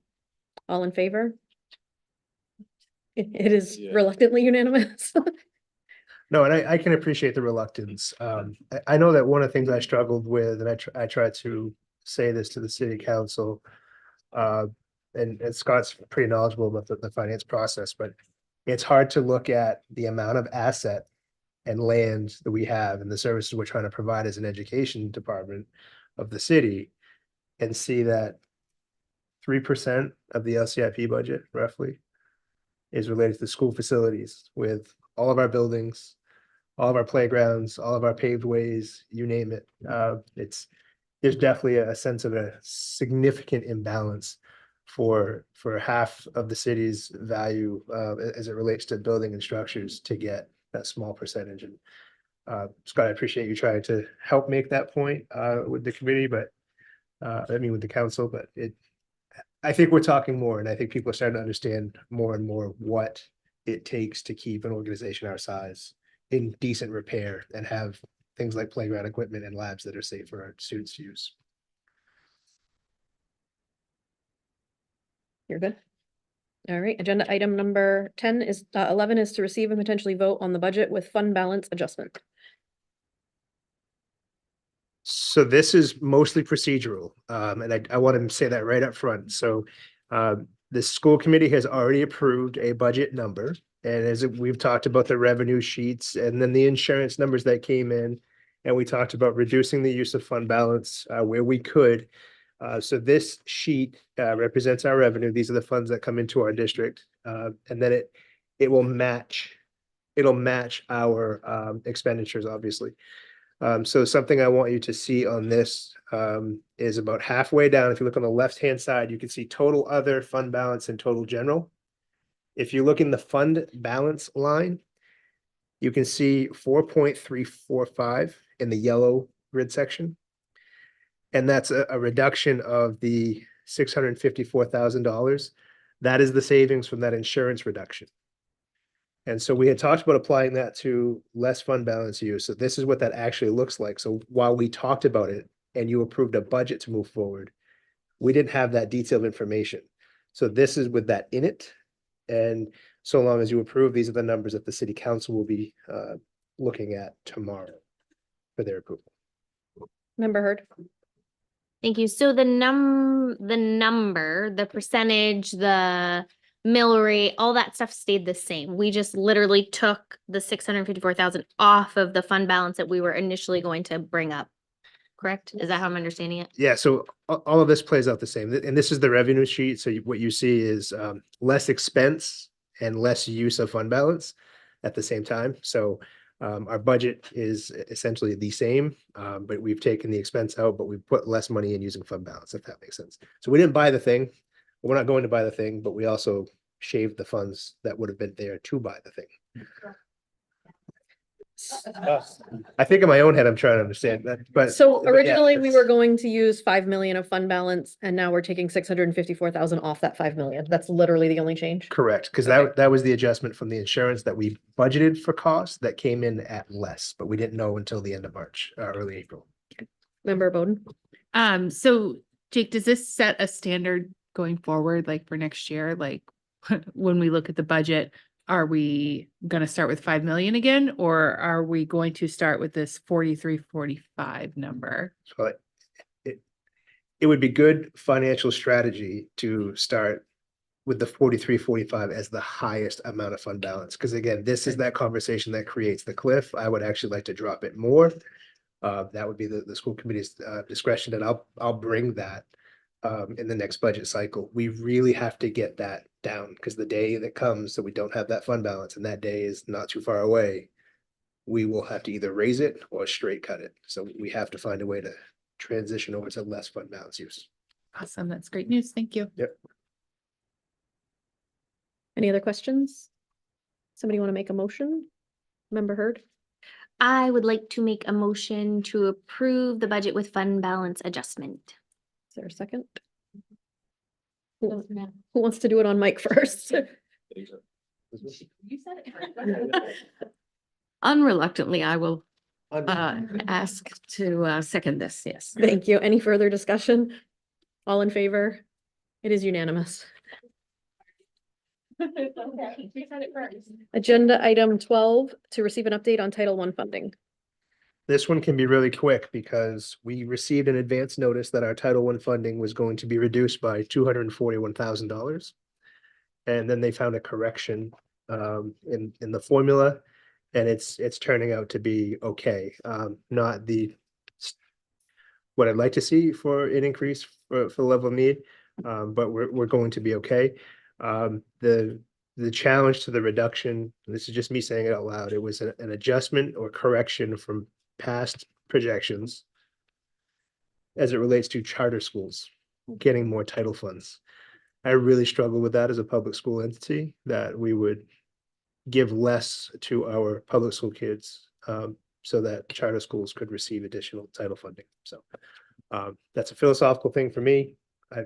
I'm willing to talk to people about it if they want to change my mind, but I struggle taking away from public schools to fund something else like a charter. So either funds were found or some kind of correction was made, but all in all, the number is okay. So the initial part of I have to share this update with you was going to have implications for us.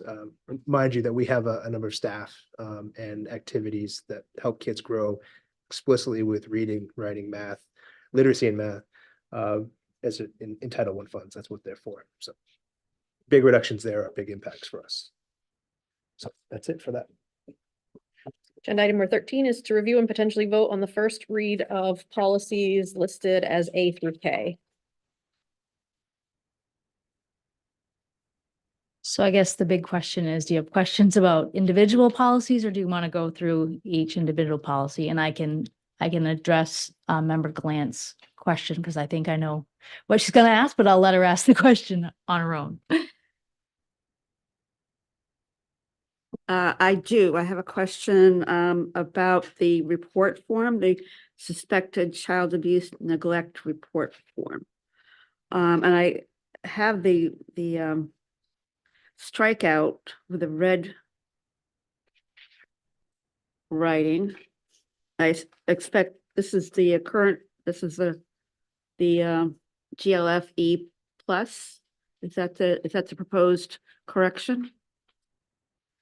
So you'll notice that we're looking to remove JLF-E1 from the policy manual, and we're looking to add JLF-E.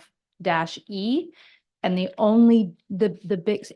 biggest difference is that so two things happen. It's really hard to redline a form and add things to it because most of them are in PDF. So that some of that's just difficult to do. But really what has happened is we need to really letter the policy, and some things needed to be added based on the updates to policy JLF, which is the reporting child abuse and neglect.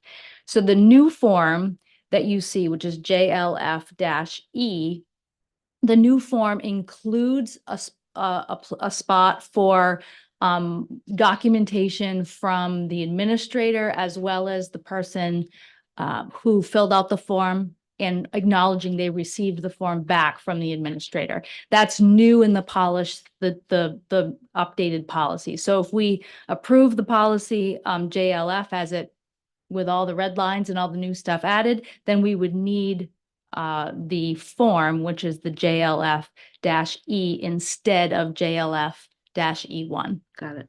But I do have a question. Okay. The first paragraph, after in parentheses, notifying person must immediately notify the building principal using this form. The purpose of this form is to document your reporting to facilitate confirmation to you that the building principal or designated school official has made your report to DHHS. My question is, the teacher, the person is to notify the principal using this form. So this form has to be filled out first.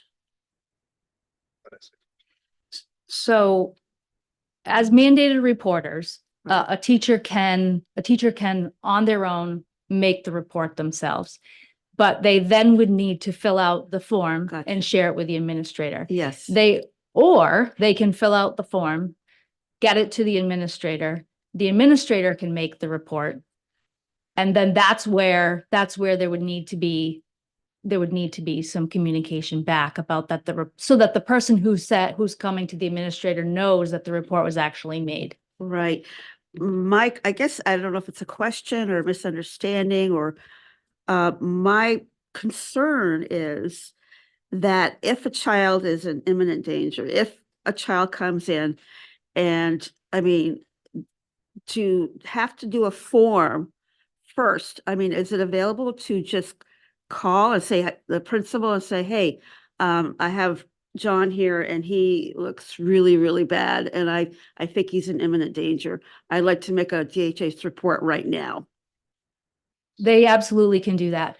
What the form would help them do, though, would be able to put their thoughts in a place to then be able to make the report. But if a teacher or a mandated reporter feels that they don't need to do that before they make the report, they absolutely can make the report before filling out the form. The form would then be to just document this information so that we would have it to show that we did document and that we did make the Right. report. But my concern is also, would the teacher know that they could call? There's no indication in here that, if there's a thought of imminent danger or imminent something, to know to call. They might, who knows? I mean, they could do the form and call, and it could be, 48 hours. I know it's 24 hours, but if time is of the essence, would they know to call? That's part of the mandated reporter training, that they would know to call immediately if it's imminent danger. But I just wondered if it could it be included somewhere in here with that basic understanding? I mean, is there a way to, my concern is that a child could be in grave danger and not due to the needing of the filling it out and giving it to the principal and the principal, acknowledging it, and then there might be a time space in there. So I guess from a perspective of how it flows, we often have people fill this form out after they've called DHHS. But really the intent of it, at least from my perspective, is the person that receives the information is the best reporter to DHS because they have the best detail. They were most proximate to it. We use this form kind of in two ways. One is to document, and so that those who need to know that this was reported, but also to make sure that we don't have a gap in the chain of 3 teachers heard this. Well, who filled out the form and who actually made the call versus who had a concern? And so these forms all end up by way of the principal in my office, and then I review them and we look for trends and different things. But by process, the form does not slow anyone down from being a mandated reporter. I hope that that's not how the form is received, because I would never want anyone to not call because they were worried about filling out the paper first. Yeah, and that's my concern too. Is if there's a form to be filled out, or is it a barrier? Is it a block? Could it be? That's just my initial reaction. Member Eames. As I recall, the JLF itself makes it very clear that you need to report ASAP. So that JLF, not JLFE, JLF, the policy. The policy, not the form, makes it very clear that you, as a mandated reporter, yeah. It's the one you're looking at where you're referencing the 24 hours. That's the policy we're referencing.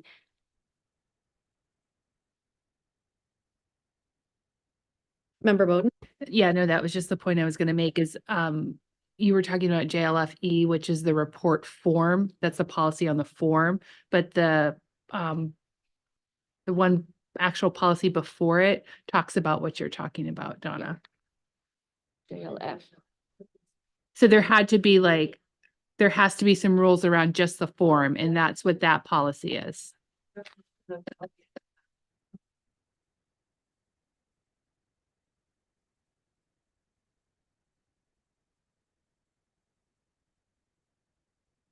I mean, as long as, that there is some way to put these is there some way to put these two together? I mean, They are in oh, the they come manual. together. Oh, okay, okay. Thank you. And there is training, and it talks about that in JLF. Every employee within 6 months of being hired is required to go through the sexual abuse reporting training, and then every 4 years after that. And actually, every employee this year, we had kind of lost track of where we were, so everybody just did that training again, and it's based on the new law, which is what this policy is being updated to reflect.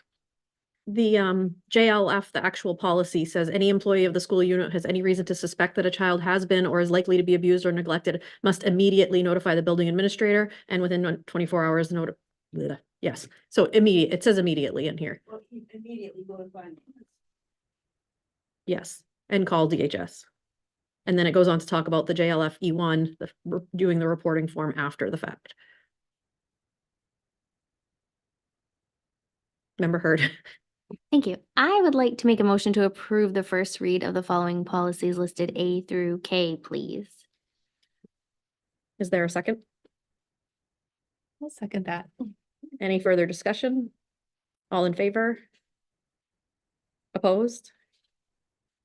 It's 8-1. Agenda item number 14, to review and potentially vote on the deletion of the following policy, JLF E1, suspected child abuse and neglect form. Do we need further discussion? Member Heard?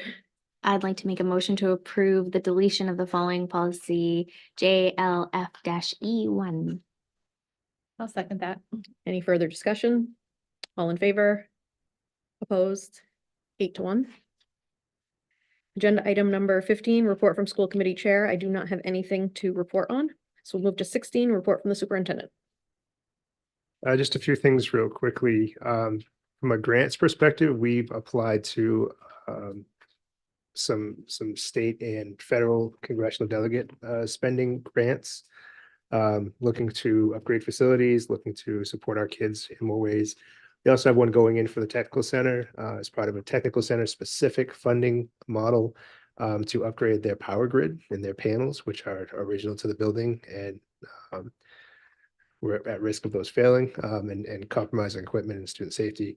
And also their sawdust collection system, which doesn't take the particulates out of the air well enough to function the way we want it to. So those are all being submitted just to keep you up to date with new grants we've submitted, and sometimes we get them and sometimes we don't, but we're going to keep trying. Also on the 29th of May, we have the Parade of Graduates. That's a really great event. If you have an interest in seeing that, or at least spreading the word, that's when our seniors will go walk the halls of their old schools and through the middle school in their caps and gowns, and it's a good little event. The top 10 lunch, which you've all received an invitation to, is on the 14th. A little bit of a teaser. I can't share more than this, but keep an eye out for Teacher of the Year announcements on Thursday.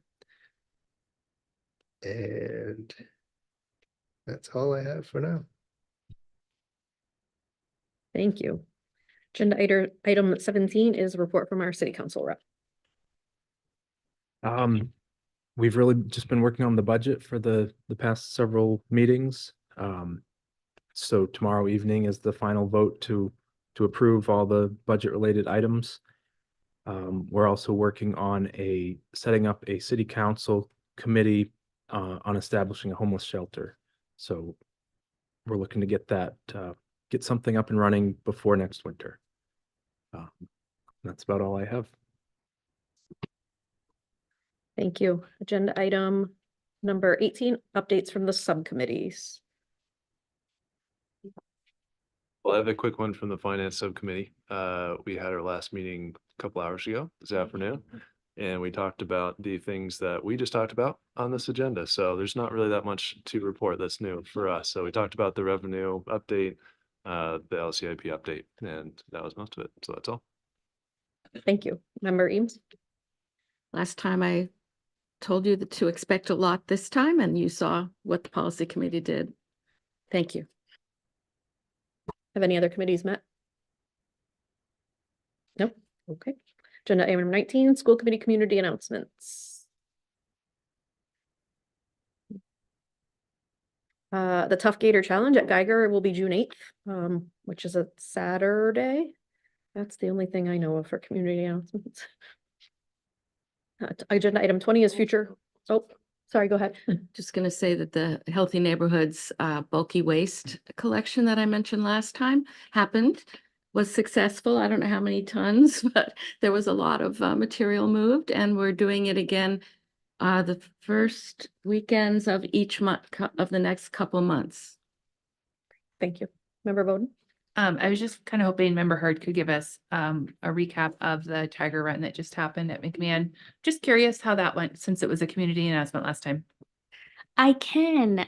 So we had over 125 students attend our color run, which is like, it just blows my mind. It was great. You can take a peek at some pictures there on the Thomas McMahon Facebook page. There's a lot.